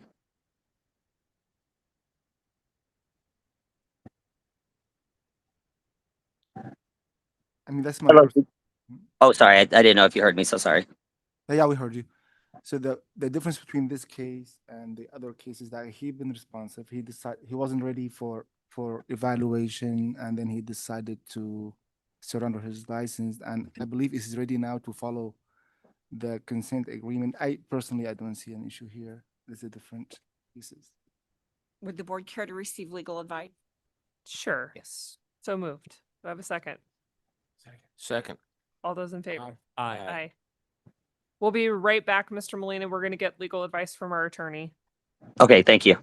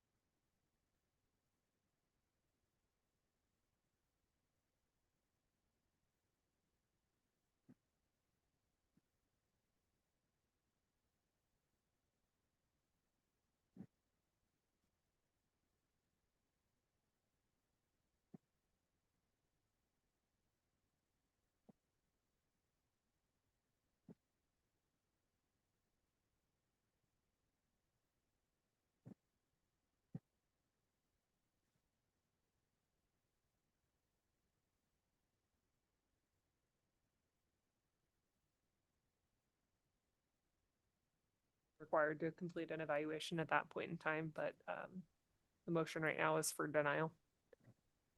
Any additional discussion? Dr. Gandhi, roll call. Thank you, Madam Chair. Dr. Gandhi, can we pause a moment? We might have an issue with the room. With the room? Streaming issue.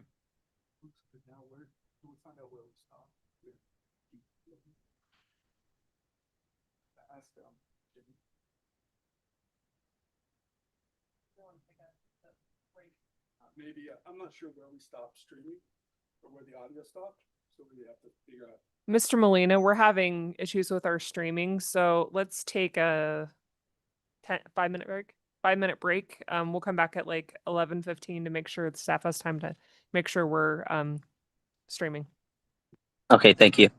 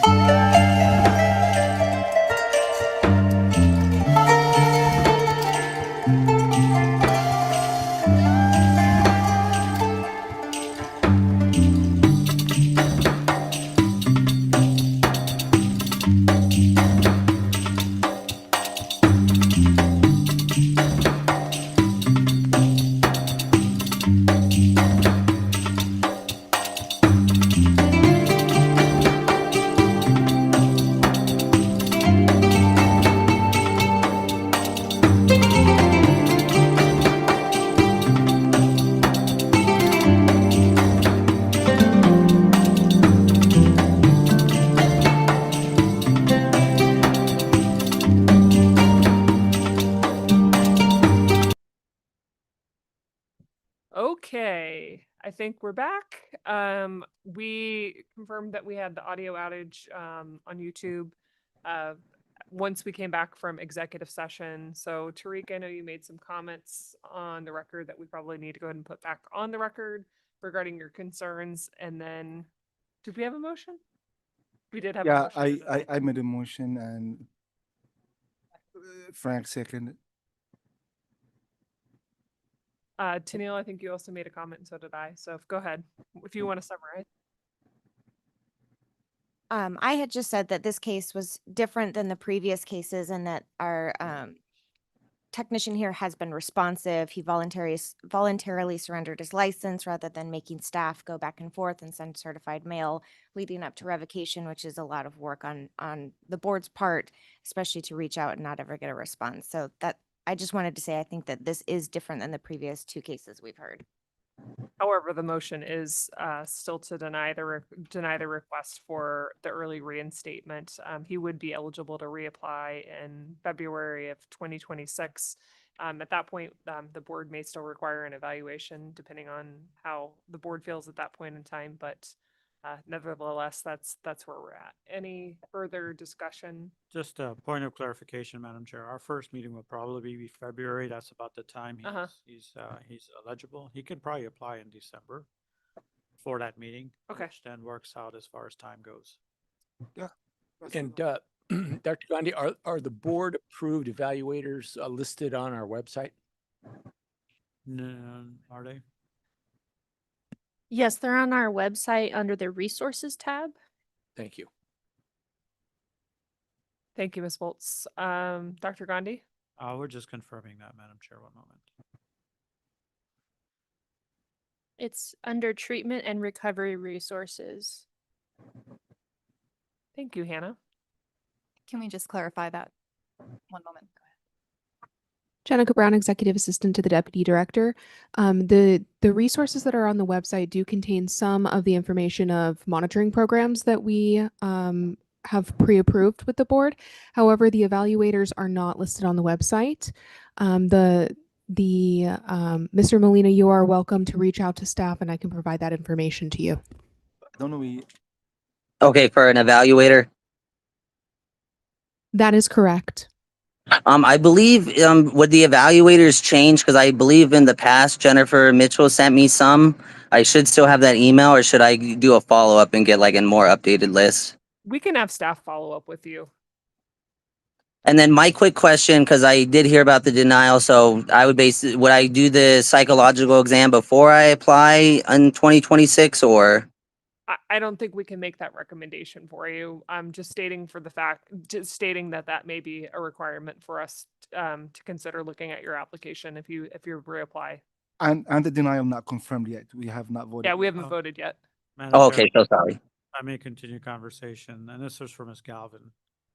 Maybe in this case, since it's a little bit unique, since he was responsive, should we allow for his request to be withdrawn versus having a denial on record?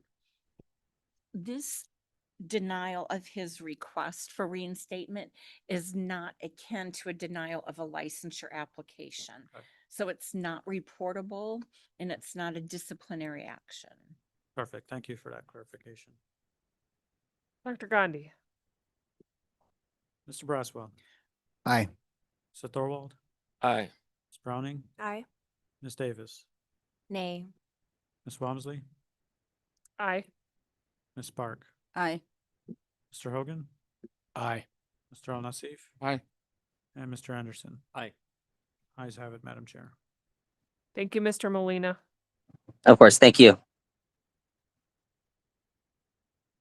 The staff will reach out. Okay, 24I, discussion consideration of possible action regarding Malik Habib Abdelmak Khalil's request to extend his intern license. Please approach and introduce yourself, and I'm sorry that I'm sure I mispronounced your name.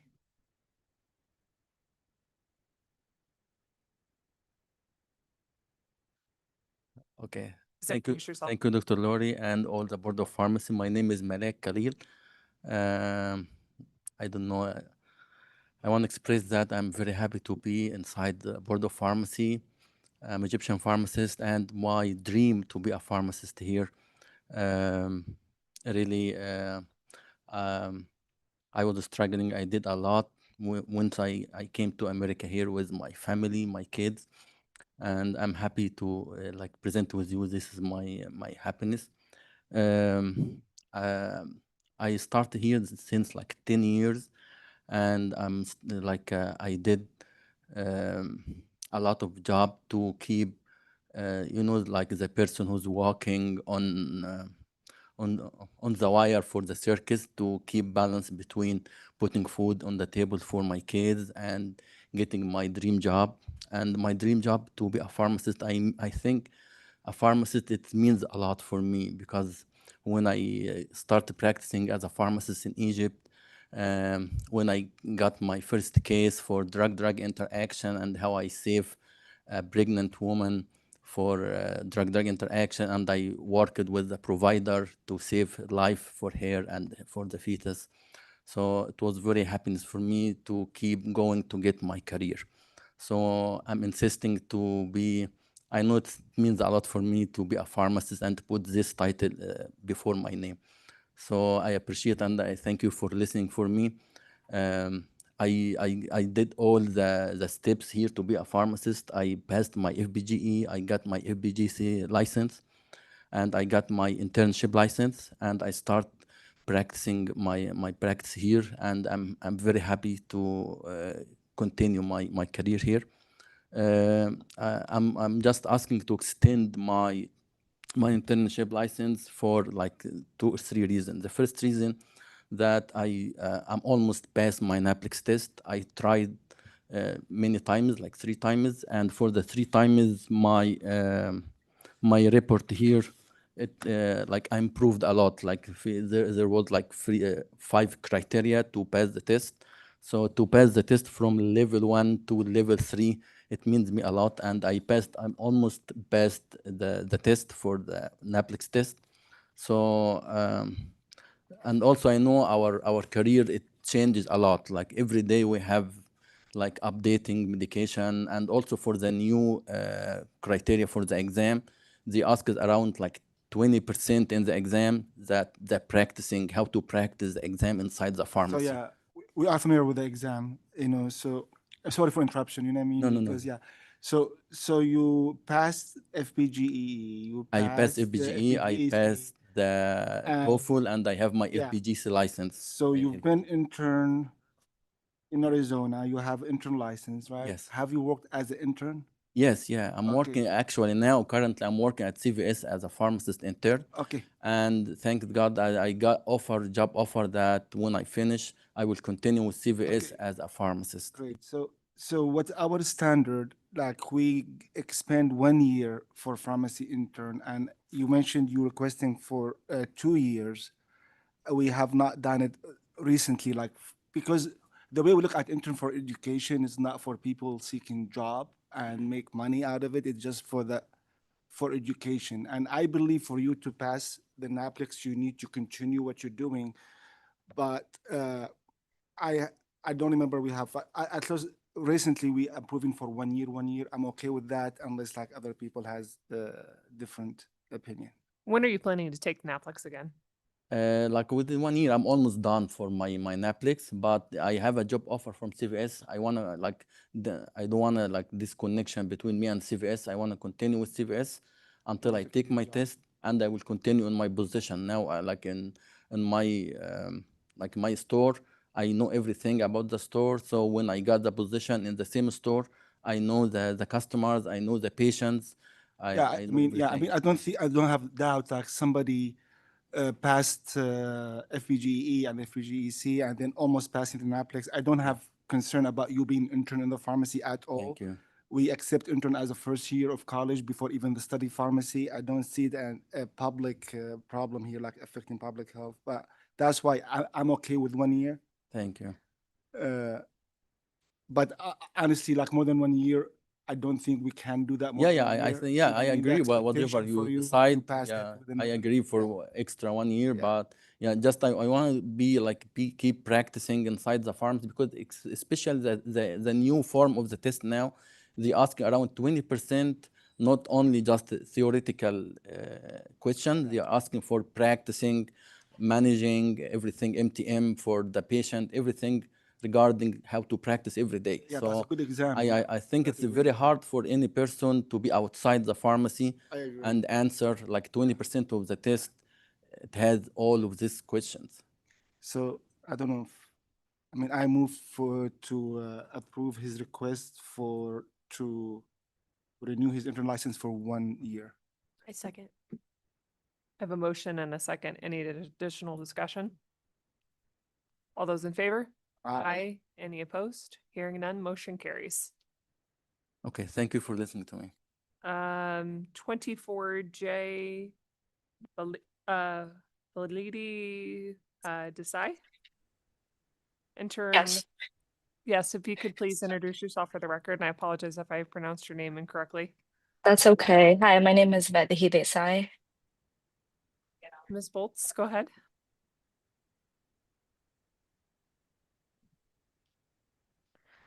Ms. Desai graduated from Purdue University on May 10th, 2025. She appeared for a pharmacist license and a pharmacy intern license on June 2nd, 2025.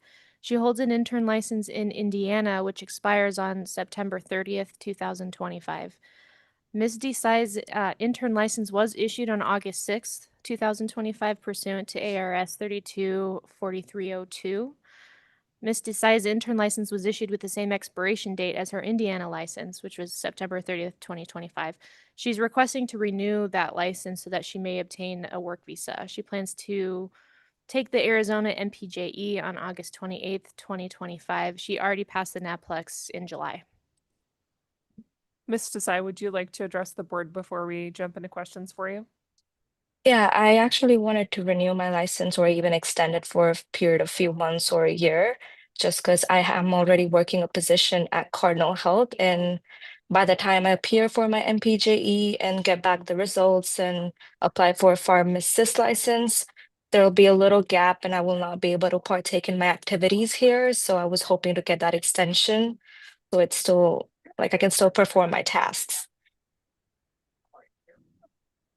It's the same thing, right? Like we've been having the same. So usually we do it for 1 year and maybe she needs less. I believe 1 year is fine, you know. So I move to approve her request to renew her intern license for 1 more year. Second. I have a motion and a second. Any discussion? All those in favor? Aye. Any opposed? Hearing none, motion carries. Thank you, Ms. Desai, for being present. Thank you.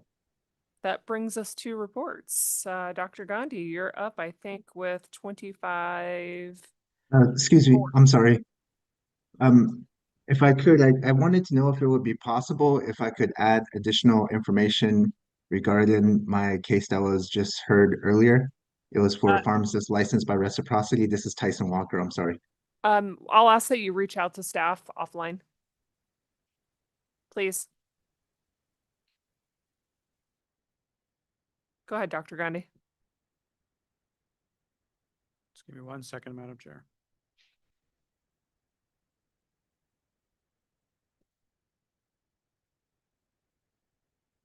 Madam Chair, yesterday I discussed some of the low-hanging fruits. Today we'll get into some hopefully robust discussion around some of the topics that are in my report. The first topic was agendized for Mr. Al-Nassif. He had wanted to discuss remote working for resident versus non-resident pharmacists, technicians, and so forth.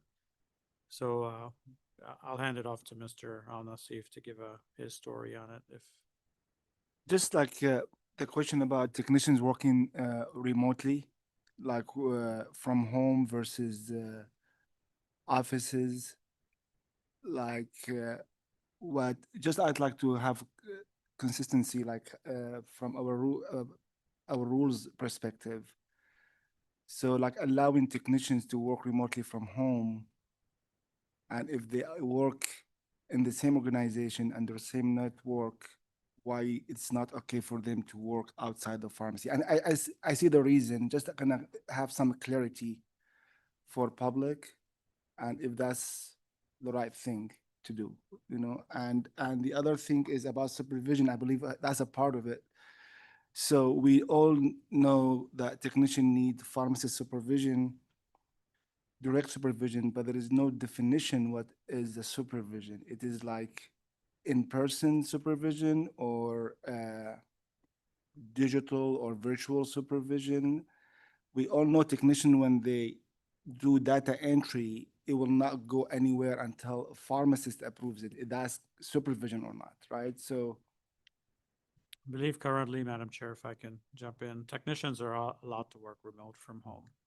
okay, And it's supervised through keystrokes or different things. I think the employer that's allowing this benefit needs to ensure that the environment they're working in is private and not gonna violate any HIPAA rules, right? So it is the employer's responsibility to ensure that's a secure area that they're working in. And just for clarification, that's covered under our shared services rule, R 423-621.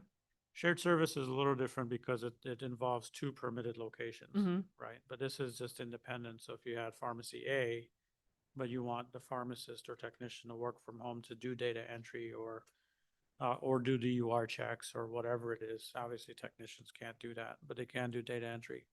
They're allowed to work from home from one pharmacy. It doesn't have to be two.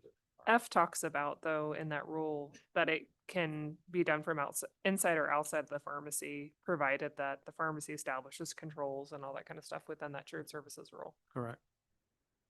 that should be okay for work from office, work.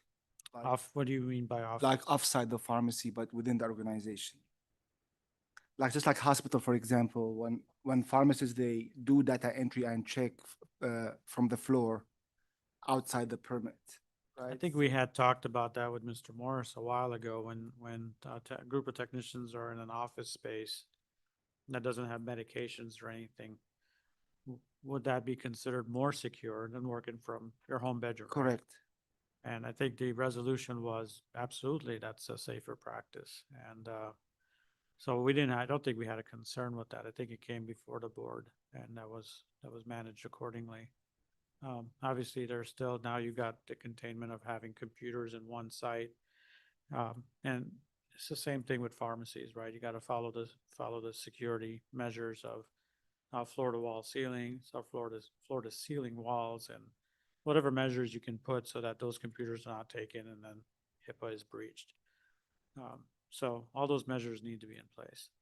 Now, I know we've had a huge issue with medical doctors hiring technicians. And I think we've seen some job postings that say pharmacy technician license required. A pharmacy technician can't work under the supervision of a medical doctor or anybody else. They have to work under the supervision of a pharmacist. So then we saw the migration of those titles being changed to admixture technicians or whatever creative things that they've come up with. I think the misunderstanding that physicians may have, and I don't know for a fact if this is true, is those technicians that are trained to compound or do whatever function, they don't work independently. And I'm hoping that the doctors recognize that and know that as a fact and are being supervised appropriately. That's beyond our jurisdiction.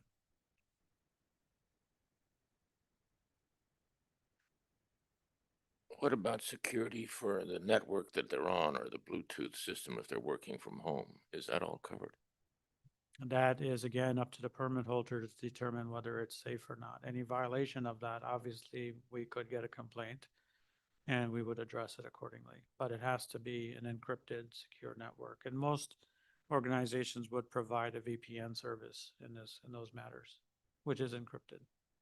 It is, but then if the person has their Bluetooth on their computer, somebody could still get an access to it. Yeah, no. And there's always going to be a security, a breach of whatever. I mean, you got multi-billion-dollar companies that are getting breached today. And when that happens, there's consequences, after an investigation. So, and this is no different. We'll treat it accordingly if there was a breach or a violation of HIPAA or any type of pharmacy law. Tariq, does that answer what you needed? Yeah. Thank you very much. I mean, Next on the agenda, Madam Chair, was brought up by Mr. Anderson. permit holders' obligation for background checks and drug screenings.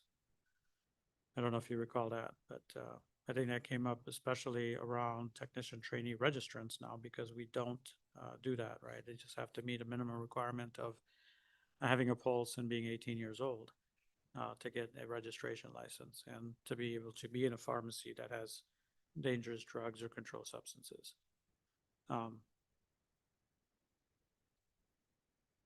Yeah, I think it was the case that preceded the applicant that we saw, during this board meeting today or yesterday, that really just opened my eyes to the fact that these technician trainee registration applications did not require any sort of fingerprint clearance card / questions on prior discipline, et cetera. And I understood just through conversations that perhaps when that regulation came to be, that there was a belief that this was the duty of the employer to do that. And certainly in this case, we certainly had a technician trainee that obtained a license and was working for CVS, and fortunately, no untoward outcomes to the public or to herself. But just curious, do we have any sorts of obligations for our permit holders? Do our permit holders know that technician trainee registrations don't have the level of scrutiny that full technician licenses have? Honestly, I don't think that most PICs knew that.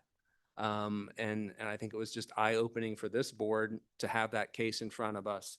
And I know it's later in I think it's 25D. I think Hannah did some great work with the application changes for technician trainee registrations that will enable us to be able to have that sort of insight prior to issuing those technician trainee registrations, which is great, a great step forward.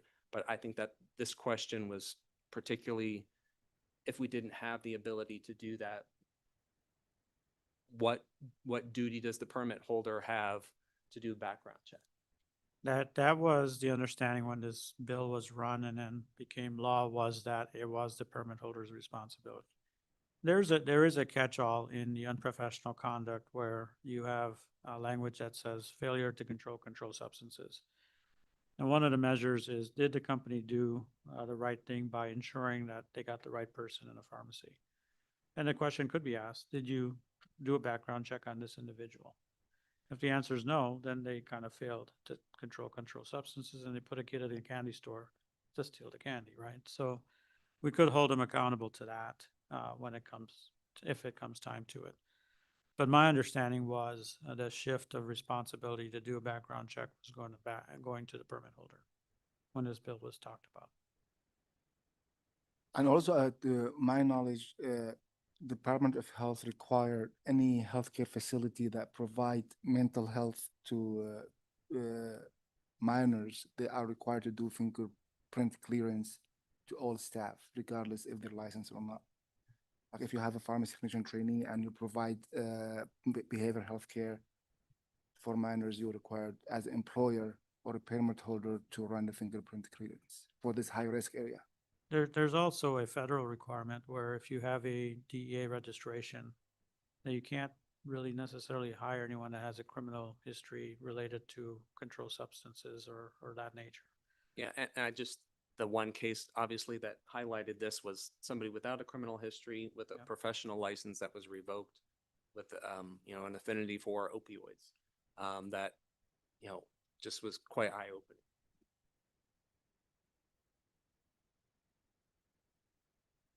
Any other discussion? Second. Next on the list, 25A6. Mr. Tariq brought this up. He's given me a lot of work, unfortunately. We're gonna have to have a talk about this, Mr. Tariq. But it's around prescribers' address on e-scripts, electronic prescriptions. That's brought for the PMP discussion before that. Sometimes, like this observation, I don't have the data, I don't have numbers, but that's for a fact. I've observed this myself and my team. when providers send a prescription electronically for control medication from hospital system, but the address on their prescriptions doesn't reflect the site they prescribe from. It shows the contracted group, could be in Texas, could be in Maryland, who knows? So sometimes it's caused confusion to the pharmacist or pharmacy staff to identify these providers. And might end up just delay care for questioning this. And also the phone number, not all hospital system, and I'm not gonna give names, but this is known, like that even the phone number, they put like 1-800 phone number that really reflect the group, of physicians or like a company to contact. So pharmacy staff have to do like due diligence and search for this doctor. Oh, it's coming from this hospital. Let's call the general phone number for this hospital. So they need more work from pharmacy to address this.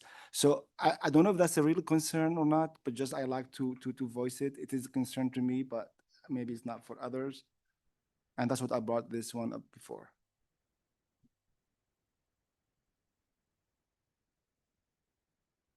Tariq, I have also noticed that it's really hard to get a hold of someone if their wrong contact information is on an e-script, but I'm not sure what we could do about it. Yeah. Can I do just like like letter or concern to the medical board, just to, or to the Department of Health? I don't know who govern the hospital system, but whenever they send a prescription or write prescriptions, just like kind of concern or recommendation that prescriber, the information in the script has to reflect the site they're working. Maybe we issue a letter or consent agreement. A consent agreement to Department of Health and to Be a medical little more board. aggressive. in Yeah, that yeah. respect. I will sign it. It would be, it would be nice if we could fix that. Obviously, SureScripts maybe play a part in any other vendors that manage e-scripts. That's out of our space. And we may be able to convey something to the medical board about having appropriate information. Is that prescription really valid if that address and information is incorrect, right? So, but again, now you're putting pharmacists in a pickle again, once again, to regulate and manage being a police officer for these things. And they're already police officers for so many different situations. It's another burden that we're gonna be tasked them to do.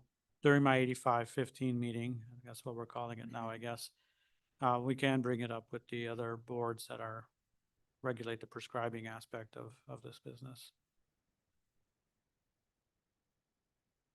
To know more for me. Yep. I didn't expect that today. The next one is from another person that gives me a lot of work, is Mr. Thorwald here.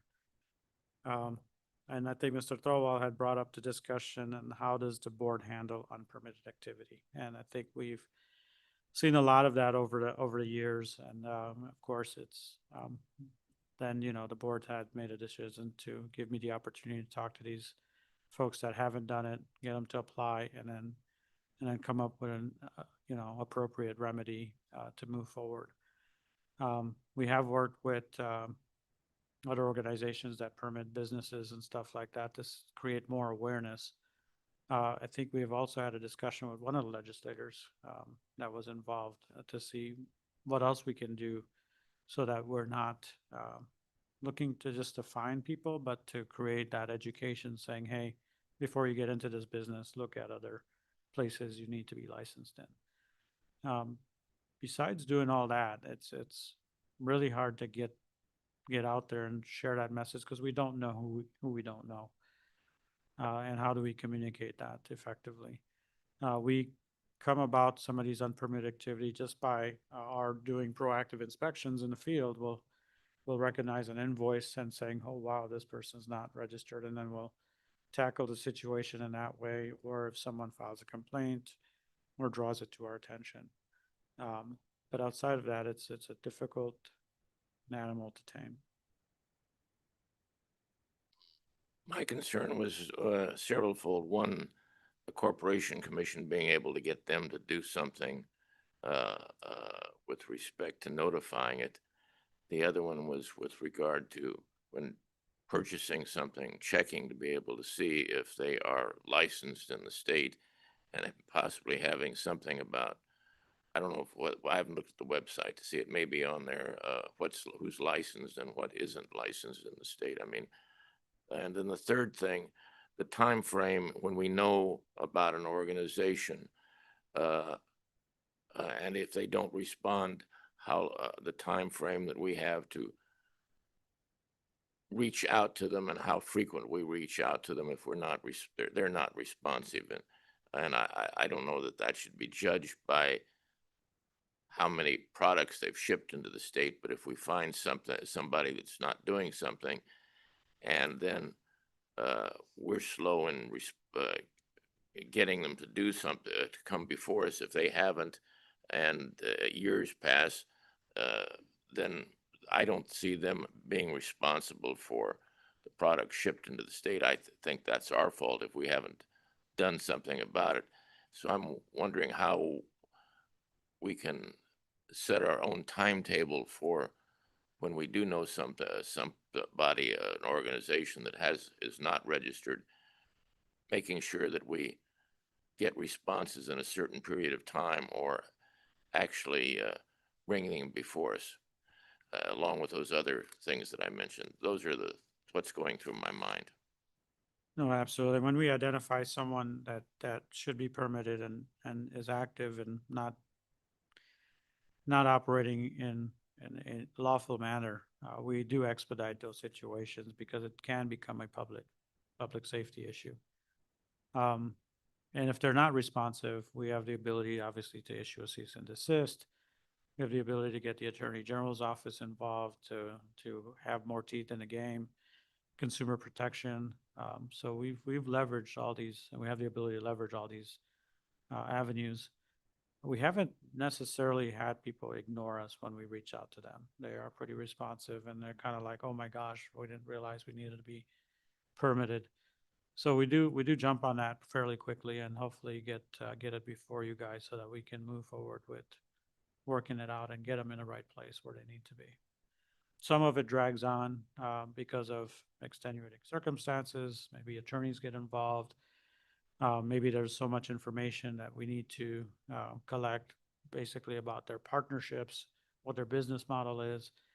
And the way structures are today with business models, it can get a little convoluted, complicated to disseminate ourselves. And then how do we put that together so that you guys can understand their business model? So that may take a little time. Majority of it, I would say 90% of it, comes to you in an expedited fashion. I think it would be nice to be able to see some kind of statistics that show how many we found in a course of a year, or how many have been discovered that aren't registered in the state. And I don't mean products, but I mean companies. And we can start collecting that. That shouldn't be very difficult. The conversation with boards and commissions may not, I guess, educate people that are already licensed, but the folks that are applying for new licenses may decrease that number of people that are non-compliant. Well, I hate to use the company that was before us recently, but Stryker, since 1940, not having license, but new companies, obviously, new products that are on the marketplace.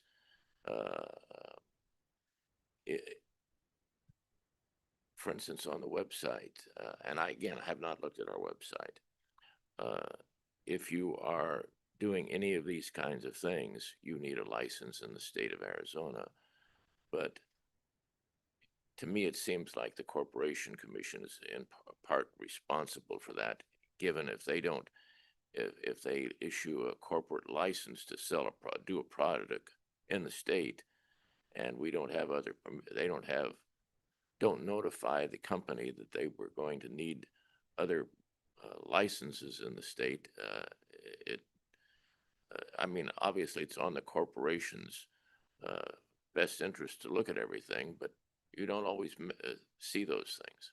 No, we don't. And Corporate Commission is going through a transition with a new database, or modifying their existing database to put in better tools to educate those new businesses that are coming up. one thing about the company you just described, and I necessarily don't want to pick on them, but devices can be shipped not just to pharmacies, but other sources, urgent care, ERs, medical doctors' offices. And we may not necessarily see those invoices because they're out of our jurisdiction. I think that's what happened in that maybe situation. But by chance, one of it maybe got shipped to a pharmacy or somewhere in our jurisdiction and we identified it. Just So there are some gaps in the process, and there are times that we may not recognize it for a long time until it steps into our turf, and then we may identify it at that time. I know just since I've been on this board, Naul, for instance, a pain device, loop recorders, which are, of course, common everywhere, not being licensed. And I mean, one of the loop recorders I saw was one that's one of the major ones in the marketplace, and yet not licensed. So it just seems like it's a bigger problem than. I mean, if I see them, obviously, and I'm not even in the field, how do they miss it? That's anyway. Just that's all I had to say about the subject. Yeah, but our database, Mr. Thorwald, is real time. So if the consumer ever wanted to see if they're getting a product from a permitted facility, they can just go up there and type in the name of the company. I'll tell them whether they have an open license or closed license or no license at all. I was thinking more with respect to, do we need a license in the state? What is it that, what is the requirements? I'm selling this widget that's going to go on the big toe, and it happens to, that's where I'm going. Yeah, no. Like drugs, there's adulterated, there's counterfeit drugs, there's counterfeit devices as well. I know the FDA hasn't stepped in that realm yet, and they've put this Drug Supply Chain Securities Act, a presentation we heard, to make sure counterfeit drugs don't get in the loop. When devices will be part of the equation, I don't know. That's more of an FDA issue, but there are counterfeit devices out there as well.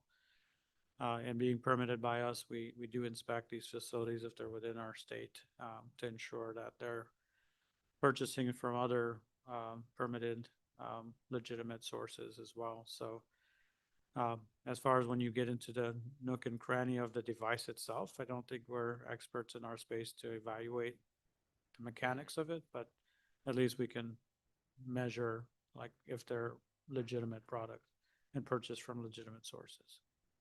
Thank you.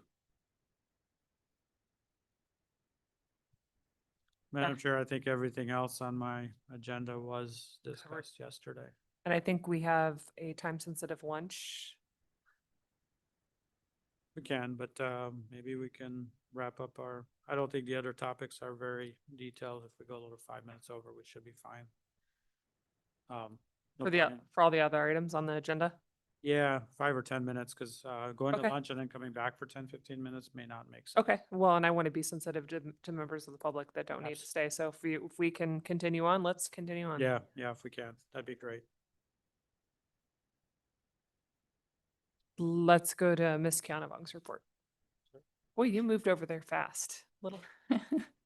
Good afternoon, board members. Jennifer Gelnavong, Deputy Director. Two items in my report today. The first is that we would like to take a moment to congratulate the 12 individuals listed in your report for reaching 50 years as an Arizona licensed pharmacist. It's a huge accomplishment.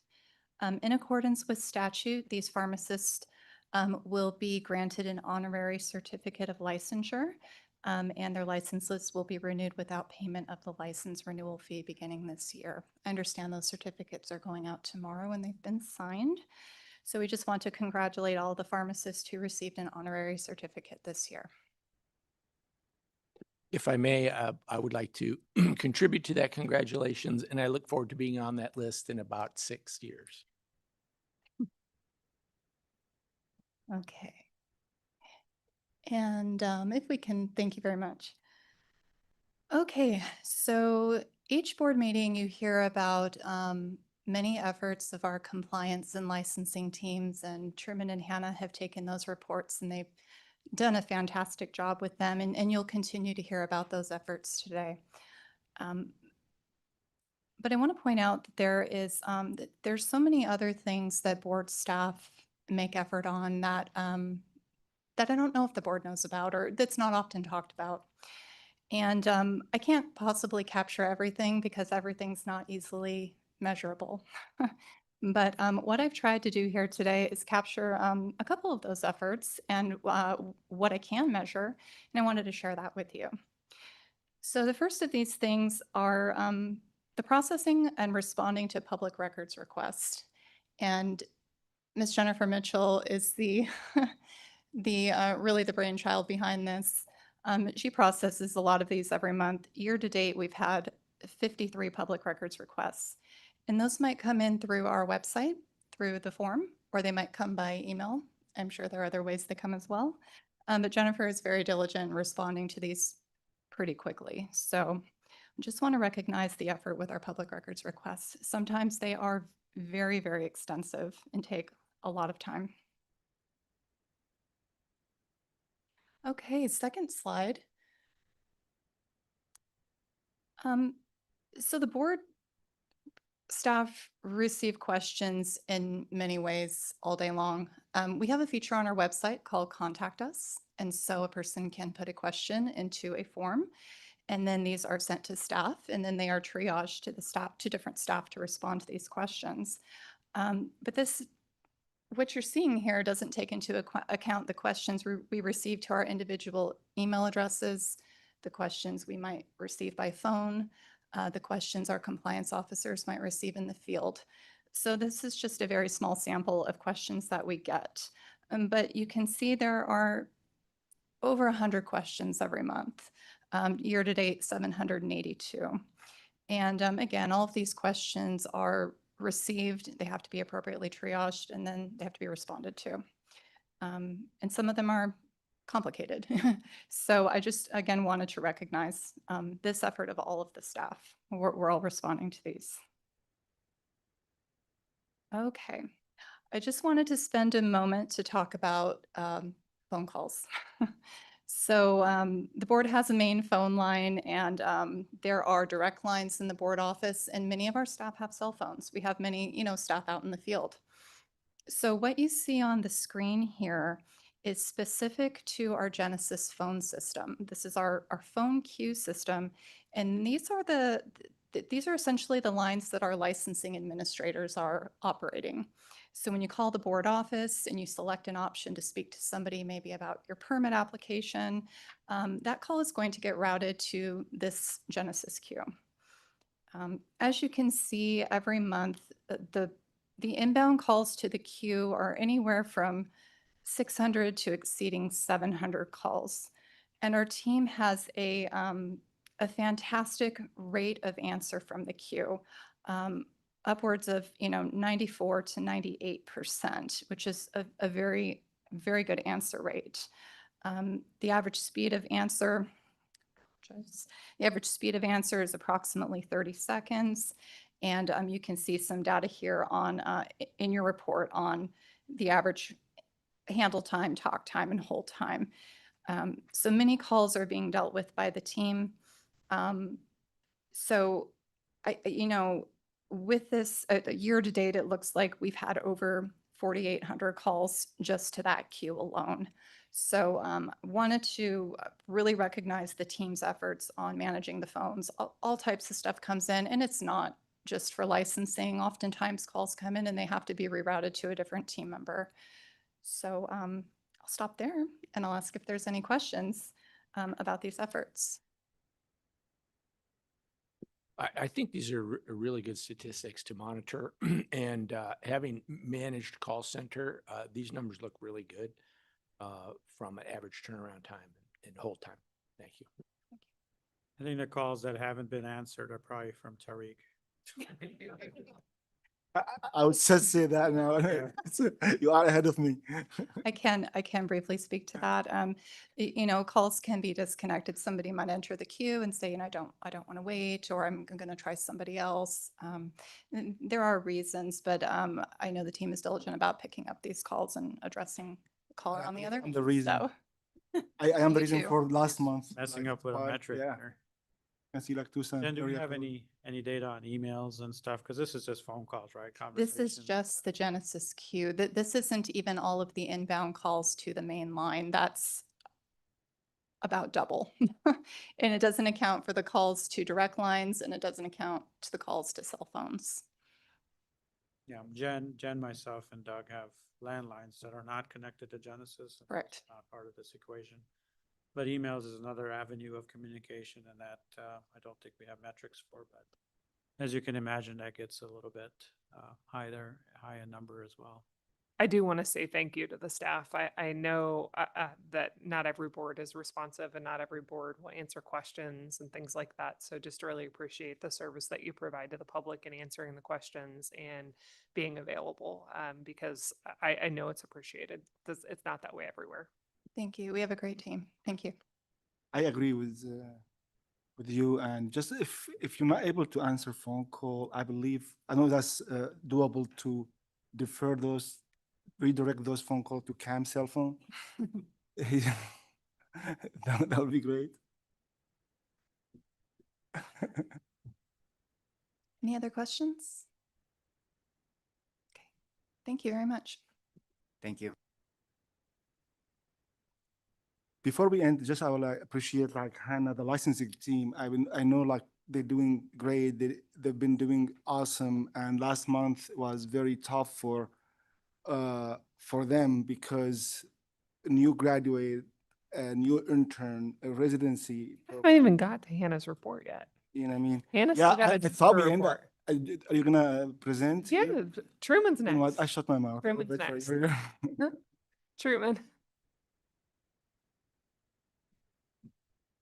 Hello, members of the board. Thank you for your time. My name is Truman Leong, Chief Compliance Officer for the Arizona State Board of Pharmacy.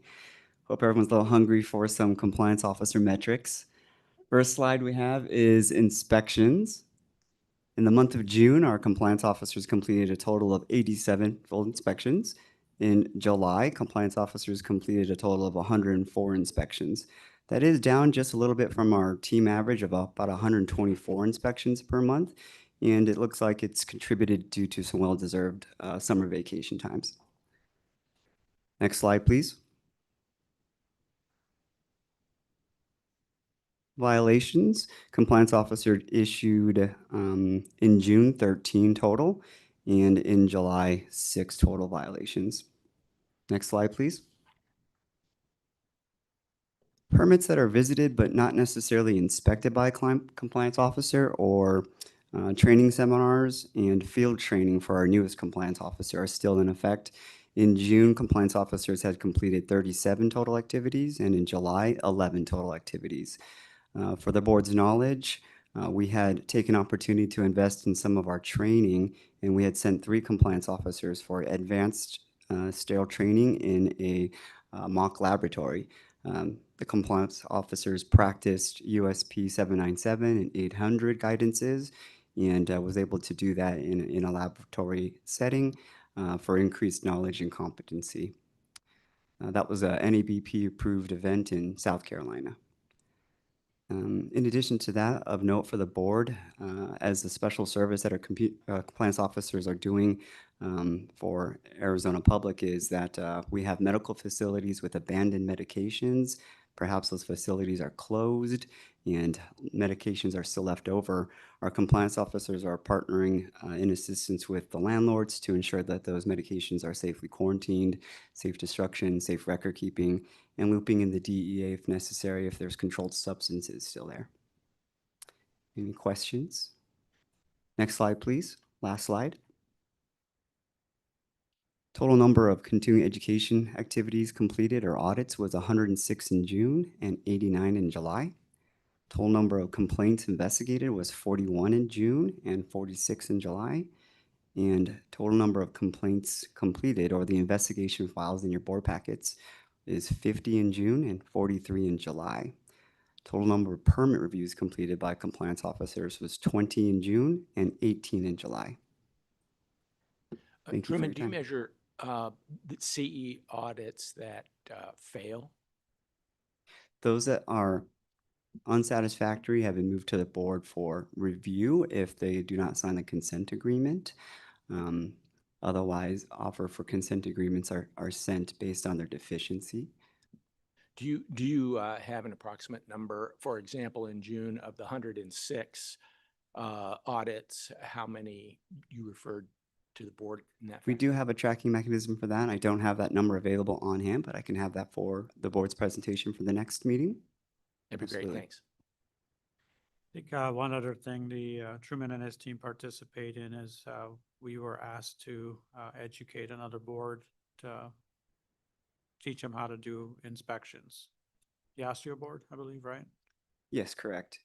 So Osteo board is kind of trying to mirror what we do as far as proactive inspections, and they were asking for our help, and we facilitated in that venture to educate them on how to inspect a facility. So we are branching out, educating, not just in our own space, but making other agencies a little bit better and moving the bar forward. Yeah, that other agency was potentially using us as a model to help extrapolate their own inspection processes or potential inspections. So they'll be going into physician offices? No. They're teaching them how to go into a physician's office. No. We were shadowing and The just DO, providing. the DO inspectors, they'll be going into physician offices? Potentially. Can't speak to that. Yeah, that's in their space, but we did educate them on how to appropriately do an inspection. Interesting.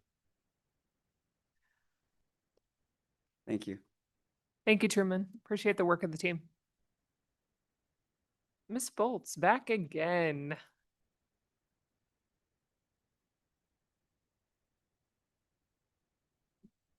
Thank you, Mr. Al-Nassif. I appreciate Sure. that I recognition. mean, sorry, I cannot continue. She killed my emotions, you know. No, but I do think it's a really good point because I know we all get comments and questions this time of the year. So if you want to shed any light on what's been happening with the team and obviously the details, but Well, last time we met, I told you guys I was really excited to share the next board report with you guys because I have 3 new team members and we have been so busy. So let me just pull up my report. So here we have the number of issued licenses, registrations, and permits. For the month of June, we issued 541 altogether. And for the month of July, you can see it was 1,171. So fantastic job between June and July. I hired my team right after Memorial Day. So and just for perspective for the public, because I know this comes up with various people, this is like almost 3 times what's issued sometimes in a month. I mean, we go from as low as 375 licenses issued in a month to 1,171. So always a ton of extra applications, which does increase, unfortunately, the processing time. absolutely, there's that. And yeah, just the volume of registrants that we get now because the application requirements are you just have to be 18 years old and you have to provide proof that you're in the United States legally. So we have so many more people applying now, which is really awesome because we can get more bodies in the field and we can get more people becoming technicians in the future. And we had 703 pharmacy trainees registered in July. And I think we're probably on the path to keep going from there. So really, really amazing work that my team has done, and just very proud of all of their hard efforts. Next slide, please. Here we have the number of closed licenses, registrations, and permits. This isn't really a huge number at this time. Really, you'll see the most closures after October. That's when all of the licenses expire, licenses and permits and registrations. Mostly the contribution to this number is the 230 technician trainees whose licenses expired. Next slide, please. Here we have the number of pharmacy technician trainees who were able to obtain licensure as a technician. So lots of people who got their trainee license took their national exam, passed their exam, and now they're licensed as pharmacy technicians. So hopefully we see that number continue to grow. Next slide, please. Here we have the number of pending applications in a single day snapshot. And then, so if you, let's see, so August 7th is when I did this. And we didn't have any pharmacist applications pending because we processed them all the same day that they were submitted. So same thing with interns. We didn't have any interns in the queue. We had 3 technicians, 19 trainees. So fantastic numbers. I mean, we're processing them as soon as they're getting submitted. Oldest pending application in business days was 16. So somebody was waiting 16 business days for us to process their application with an average of 8.8 days. That was a manufacturer that perhaps didn't have a complete application, I would assume. Yeah, and my team is not fully trained in permits yet. Permits are quite a beast to get trained in. But for the public, since you can't see what's in our book, the oldest pending application for a pharmacist, intern, or technician trainee was 0 days and 4 days for a pharmacy technician. So outstanding numbers. And I know June was a rough month and we lost some people, but I'm glad to see that you're fully up to speed now. Yeah, yeah, very exciting. Next slide, please. This shows you the oldest in progress application. So each of these lines is it's showing you the oldest of each application type. So the oldest one was a pharmacist application. We all know the pharmacist applicants get a year to complete the application process and get their license. So that's why those pharmacist applications are showing 235 business days. That's almost a whole year in progress. The other applications, looks like we have some manufacturers and medical gas DME applicants with incomplete applications. I'm hoping that with the permit revisions that I'm proposing today, that hopefully we can start to get more complete applications submitted the first time around. Next slide, please. This shows the number of in-progress applications. So this shows you how many of each application type there are in progress. So the highest number is pharmacists. There's 83 pharmacist applications that are in progress. So they still need to test, or they haven't gotten us a piece of required information that we need for their application.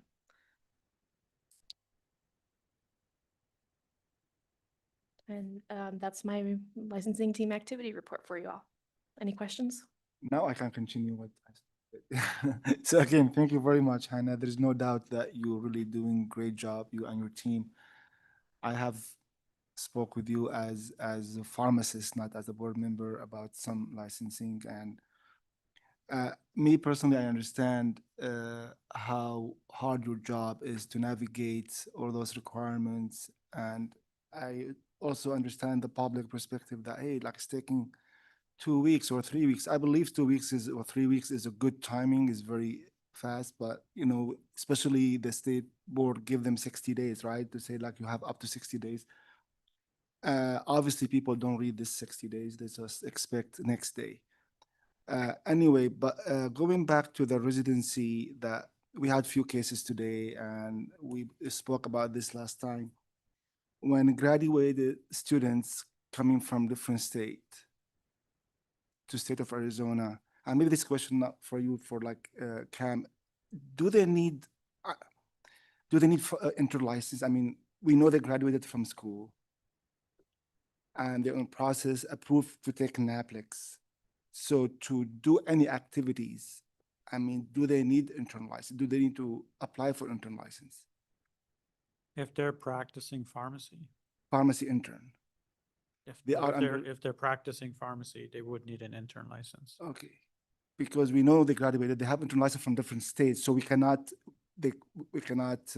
recognize intern license from different states. We do, based on the statute, I think Hannah had described in a prior discussion today.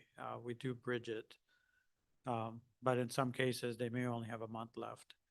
In an Illinois situation where they don't issue an intern license, that gets complicated, because what do we bridge? We don't have anything to bridge off of. Same other, yeah, state. So under those unique circumstances, we can't bridge anything, right? Or if they only have a month, they're gonna have to come before you guys to get that extension if they want it. Okay. So those are the ones that you've seen today. Others we've approved behind the scenes to bridge it, and they've had 6 months, a year, or whatever, and they're okay with that. So those are the ones that you haven't seen. Okay. So those intern from out of state, like just they need to submit application fees and their current intern license from other states, that would be We do sufficient? require them to have a home, we require them to have it if it's available, It's available. and then we'll evaluate that. Yeah. But again, you know what I mean? Like, I know we have this few discussion. I appreciate you again. I don't want to keep saying that. I thought you were giving accolades and not asking questions. No more questions. But I think the moral of the story for the public is that if the applications are complete, the applications are being processed the same day. So if your application is complete, it should not take a very long time for Hannah's team to turn it around. And if it is taking some time, there's likely a problem with your application. So please look for communication or reach out to the staff to figure out what's going on so that we can Correct. rectify the situation. Because the turnaround time is outstanding. It's definitely improved a ton since I've been a board member. So really, thank you to your team. Thank you. I really Thank you. appreciate that. They've worked very hard for that. And I just, one thing I want to point out is all of the work that JK did to get all of those metrics for our phone numbers. Just want to remind everybody, the people that answer the phones are the same people that are processing your applications. So if you're calling them and asking them what's taking so long, it's because they have to answer your call and tell them why it's taking so long. So the people who receive emails and answering phones and processing the same person. people. Yep. So I got a lot of delay last month. Right? No, Second no. moral of the story, this is Tariq's fault. No, just kidding. Quick question, are the application, or the forms are preset and they fill in the forms, or do they, is it, how do they submit the forms? The applications. The application is an online form, and it's just a blank form that you fill in, like your name. And then at the end of filling out all of your information, it will have areas for you to upload your documentation. So it's just like a little button that you click upload, and then you can drag your document over and, upload it to the system. In that, typically, what kind of things are not complete? The fingerprint clearance card is a big one. People will give us their prints that they submitted to DPS to get the card. So it's like a little wallet-sized card that DPS has to give you. It's not your actual fingerprints. So that was the thing for a while. Also, providing the documentation for court cases, for criminal background, sometimes that can be difficult for people because they just don't know what we want. And basically we just need to see kind of the circumstances which led to the charges and then everything afterwards. So I think a lot of people, they'll just give us like one document that shows dismissed, and it's like, well, we need to see the whole picture. And it's kind of like this back and forth that we have to do a lot of the time. Do we have any, do we have any sample images of what we want on the website? I have sample images of the fingerprint clearance card. We have a list of acceptable documents as well. So it's basically just a list that has little check marks. So you can basically use it to check off, okay, this is what I have for this next one. Okay, I have my birth certificate. Okay, for this one, I can give them my high school diploma. So we have that information, but I think it's kind of a long document and sometimes people don't read it, or people can get confused, or. So typically then what's delaying it is what they load up may not be the correct information. Correct. Or not there. Or not there, yeah. Now, does the website not let them submit the application if the information is not complete? Correct. There's what which I guess you would call it a required field. So if there's like a little red asterisk and you don't put anything there, it won't let you continue forward. So you have to put something in there. But if they upload the wrong thing, like if they upload the picture of the fingerprints versus the fingerprint clearance card, the system's not smart enough to know that. Yeah. Thank you. Great job. Thank you.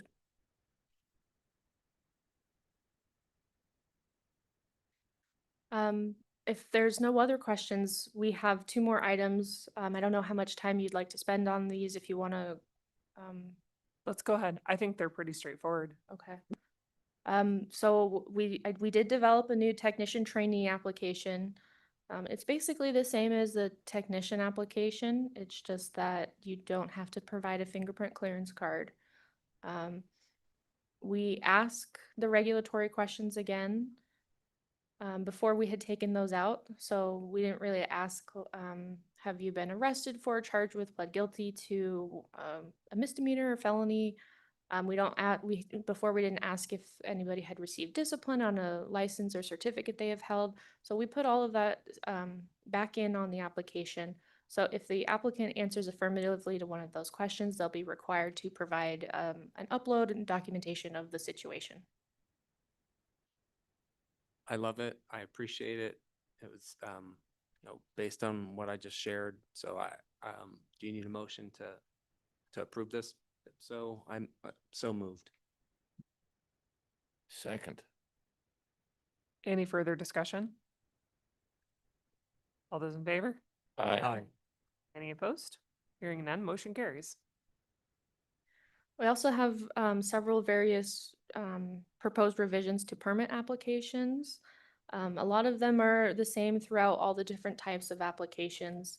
So for example, currently right now, say a pharmacy from out of state wants to get a permit with the Arizona board. They have to provide a copy of their home state permit to us. Some boards do not provide verification of a permit or license on their website. So if you're unable to verify like the status of that permit, whether it's still in good standing, you have to get verification, like just a form from that state. And that can be kind of a surprise to some applicants depending on where they're from. So they give us their home state permit, we're unable to verify it, and we have to say, hey, we need verification from you. And they say, well, what is that? So this is just telling them upfront, hey, you need to provide verification of the status of your permit before, or with your actual permit. We wanted to clarify the lease or zoning requirement for resident facilities. A lot of people will give us a certificate of occupancy. They don't know what to give us because they own the building. What we need is documentation of compliance with local zoning laws. So we just added a little bit of clarification to that question. We clarified the question concerning similar businesses. A lot of times someone will say, hey, do you have any other similar businesses? And they'll say, no, I don't have any other similar businesses. And it's like, not that this have ever happened, but like it's a big corporation like Walmart and they're like, nope, we don't have any other businesses. And it's like, no, that's not what we mean. Like, do you have any other businesses in the pharmacy world? So we clarified that. We modified the regulatory questions to only include discipline and denials which occurred within the last 5 years. As right now it's like, have you ever been disciplined ever? And we wanted to kind of narrow that question down a little bit. So discipline or denials within the last 5 years, and then also discipline or denials at the actual facility. So if you can imagine right now, if a Walgreens applies, we say, has this business ever been disciplined? Well, probably they have at some point. But we don't need to know their history for all of their facilities. We're interested in that one facility. We are also upfront requesting a list of narcotics, controlled substances, prescription-only drugs, devices, non-prescription drugs, precursor chemicals, or regulated chemicals that were dispensed into, within, or from Arizona within the last 4 years. We feel like this will be able to address some of that unpermitted activity a little bit more easily with that question. We clarified general items to include in a resident pharmacy floor plan. before it was kind of vague. It was just, give us a floor plan, but we need to see, is there a sink? Is there a lavatory? Where's the fridge? Is there security? So we just added that clarification in. We clarified the question about the square footage in the designated pharmacy area to prevent applicants from providing the entire square footage. So another example from Walmart, we don't want the whole Walmart's square footage, we just want the area of the pharmacy.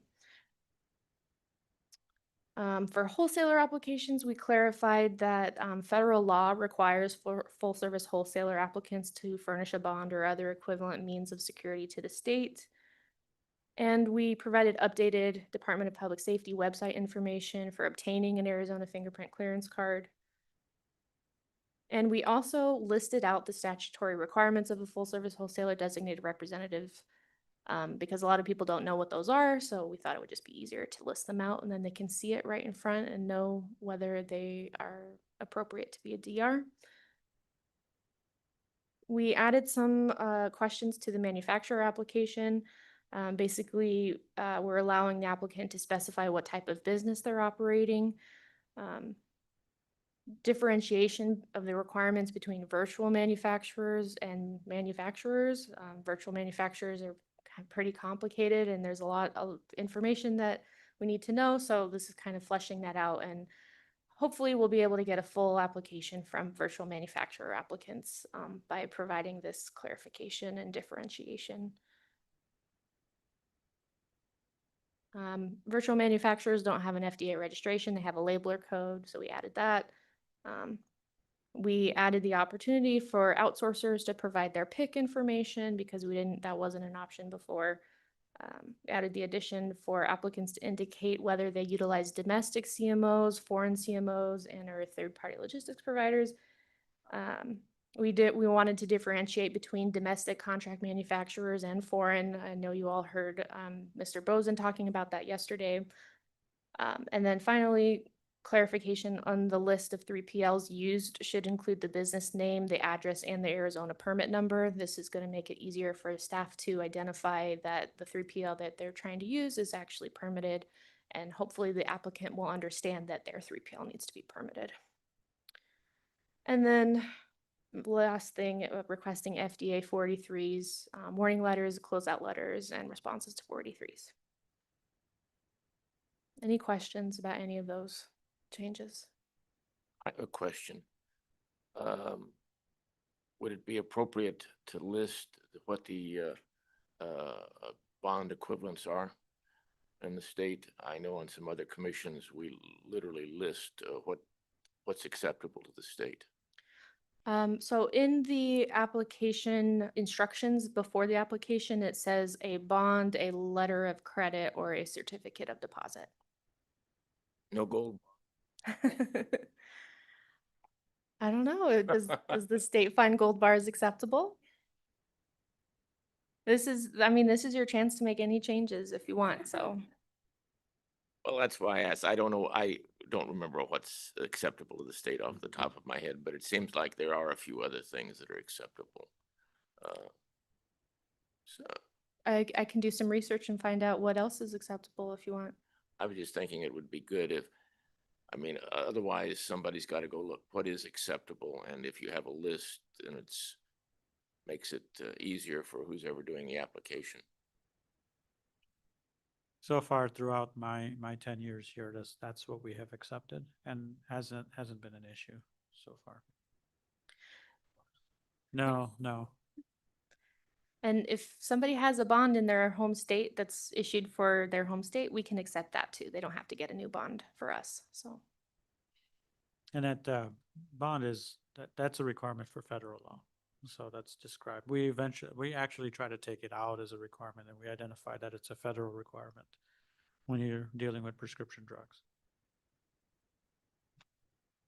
I asked that on GERC, and some of the times we've been asking more and more for the boards to be more precise and instead of having groups that are doing applications or other kinds of things going back and forth from different places. So we've been asking for that. Yeah. So I think we need a motion to approve the applications. I think these look good. Hannah, I appreciate it. I think you've taken a lot of the things that we found that have been issues, and this will add clarity for our potential licensees and hopefully continue to improve the turnaround time and also reduce back and forth with your team. I'll make a motion to approve Applications. the applications. Second. A motion and a second. Any discussion? All those in favor? Aye. Aye. Any opposed? Hearing none, motion carries. Thank you. Thank you. All right, CSPMP Director Report. The man behind the curtain appears. I think it's the men behind the curtain. Well, we know Doug. Public knows Doug. Do they know Lynn? What's better than one bald man? Paint them blue and we got blue men. I'm Doug's stunt White. double. That's my. Can we dim the lights? We must be hungry. You know, normally I'm up here talking about our CSPMP efforts, and Lynn does a lot for us that's behind the scenes, and you see him every day, every board meeting, and he is helping Frank with his computer, and he's helping just make sure that our broadcasting of the board meeting kind of goes off without a hitch. But his real work is like marketing and outreach of the PMP. And when I say marketing, it could be anything from yeah, I'm done. Lynn's taken over, stealing my thunder. All right, Lynn, why don't you introduce yourself since the whole public doesn't know you? Yes, Lynn Curtis, Arizona State Board of Pharmacy. I am officially the research and project specialist for the CSPMP, but I do wear a lot of hats. And I am going to give a very high level overview of how we market and educate about the CSPMP. And as you can imagine, we have a lot of a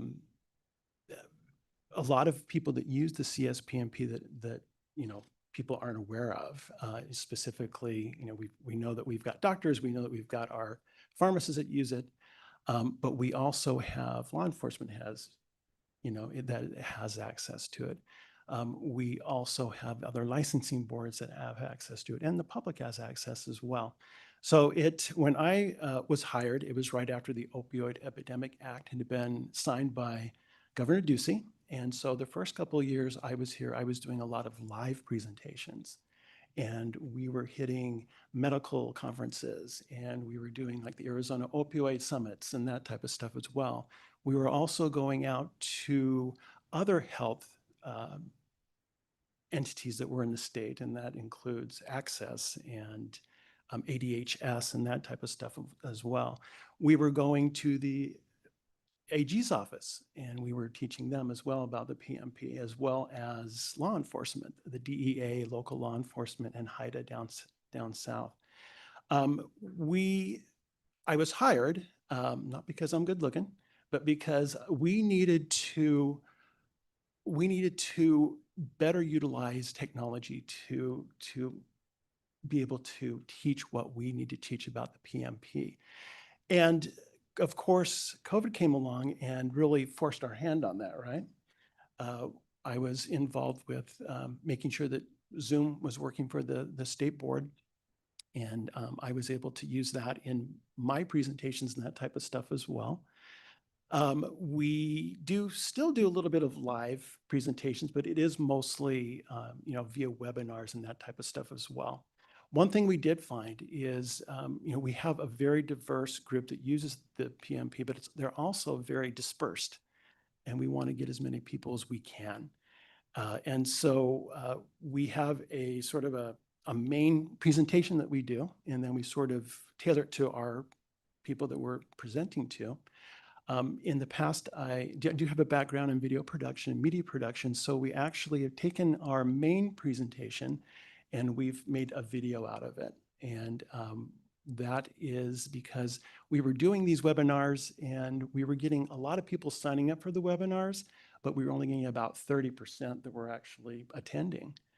And of course, you can imagine the pharmacists in here can very appreciate that you're probably going to give me, you're not going to give me an hour of your time to listen to the PMP because you're just too busy, right? And the medical providers as well. So we have that on our website, and we also have that on the Arizona official YouTube channel as well.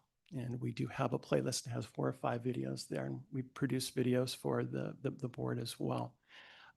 So that is one way that we're able to get our message out and have it available 24/7. The other thing we do is we've got, I think, a very good website. We redesigned it a few years ago, and we've gotten very good survey results back from that. And so that is another way that we get our message out. Now that is messages and information that's sitting there and is available, but our users have to come to get that. There are times when we have to actually reach out to them with very important information and important reminders. And we use Aware as the platform for us managing the PMP, and that's also the platform that users will access the patient utilization report.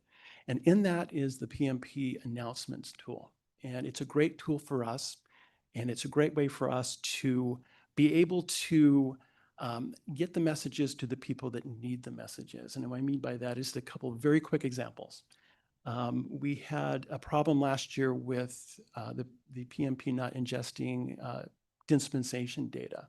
And so we had to get the word out quickly. So we did a global message to make sure that people knew that this is what's going on.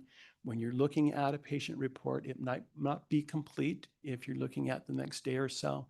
And then when that was taken care of, we were able to say it's all good to go now. Another thing we've done with that is we can send messages by the role that they have. A good example of that is NASCA is a association that all of the PDMPs are connected to, are members of. We had a CE opportunity for pharmacist insurance, and their techs.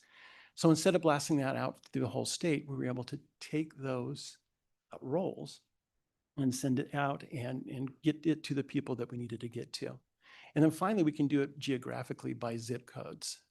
One of the hats that I wear is I manage our integration and taking care of that. And I'll send out a monthly advertisement to get people to integrate with the system. And that's basically their EHR, their pharmacy software can connect by one button to the PMP. So it's a great, it works really, really well, but we still have people that are not using it. I just send that out monthly, and I just target certain zip codes. And that is a great way to get hold of people. Now, the limitation with using that tool, though, is that we can only reach registered PMP users, right? And you, as you know, because we've talked about this quite a bit, that we do have a challenge with, and we're working on our compliance. And so to go get those people, we actually have made some partnerships and have provided some material for there. And those partnerships are the other licensing boards and also the professional associations as well. For the licensing boards, we share information to them about their members, their licensees that are not, that they're not compliant with the PMP and the statutes. And we will send one-pager flyers about what they needed to be registered or the requirements and that type of stuff as well. For the associations, we will just send out quick reminders and that type of stuff. And so we have a good time creating those, and those are the flyers and one-pagers. This might even be maybe the most important aspect of when we are educating our folks, and this is even me that's doing it, is we have, of course, our general email, and we also have our telephone number, general telephone number. And this is manned by Demi Morales, and she does a wonderful job with that. And that is, answering questions and that type of stuff as well. What I do with that information is if we see something that is a problem, we can be able to address it. And then we use one of these, the best method we can to get the information to our users to make sure that we take care of that and they're comfortable with using the PMP. So that is a very brief overall view of how we educate, how we outreach to our users and to the folks that are in the community when it comes to opioids and that type of stuff as well. Any questions? Do I look like a sandwich? Is that why? Just a comment. He described a lot of functions he does. He also plays a double for Doug for those action roles. Yeah, stunt double for Doug. Thank you, Lynn. Really appreciate it, Lynn. Thank you. I have a quick question, Lynn. That doesn't surprise me, Frank. Well, maybe it's a long question. With regard to the information that you send out on the PMPs, I know we've talked about the newsletter in the past and the utilization of that and getting more people to read. What about a video newsletter? Well, so it's funny you say that because we're just starting a new project where Sam Hansen, who is the assistant to Doug, went through our email and said, okay, what are the questions that we have that are coming? And so what we're doing is we're going to do little vignettes about making sure that we can send those out to people and have them available so they can get their answer quickly and hopefully get them going. So that we're trying to make it look sexy with video. You do a great job. Thank you. I'm glad you turned your mic on. I want that on public record. Thank you, everybody. If there's no more questions.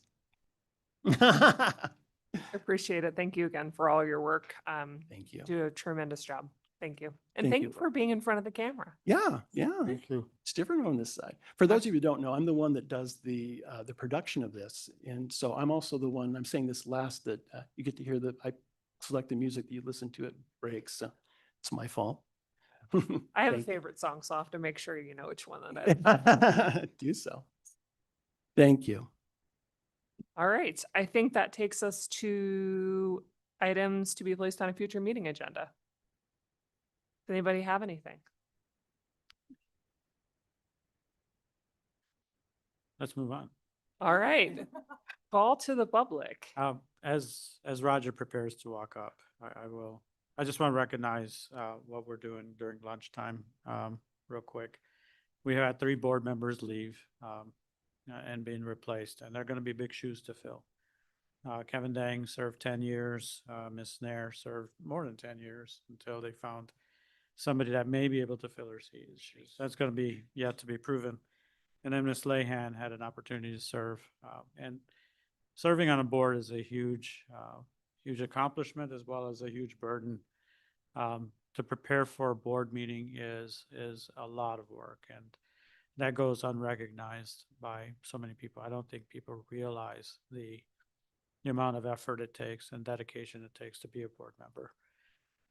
Melinda kind of found that out in a quick way. She actually got a little reprieval because this book was only 4,400 pages versus the usual 6,000 pages. So she started off kind of on a soft note.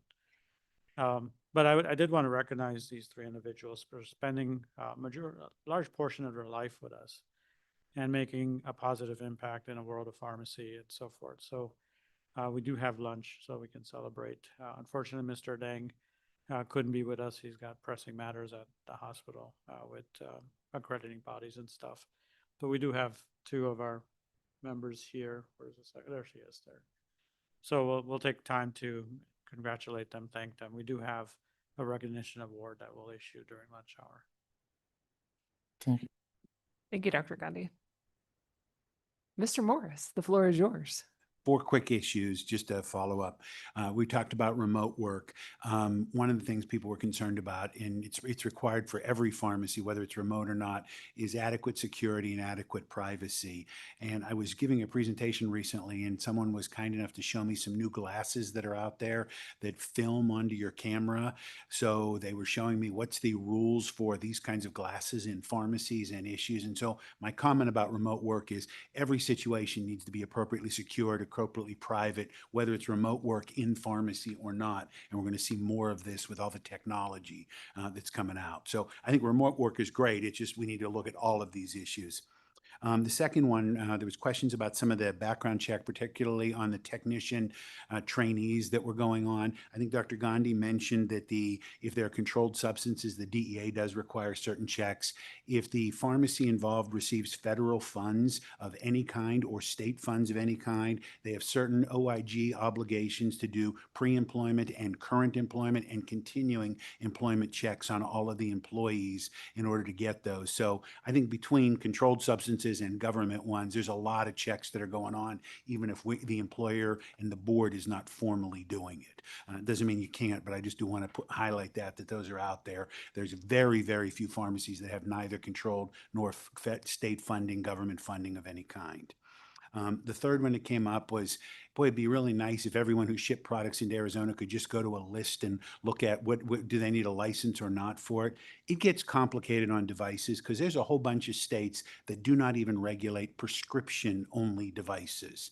They allow them to be shipped, sold, and transported within the state and around the state without any licensure whatsoever. So there's a lot of manufacturers, distributors around the country that have just enough familiarity with states that do regulate that. That's not to give them an excuse, but it gets very much more complicated than prescription drugs.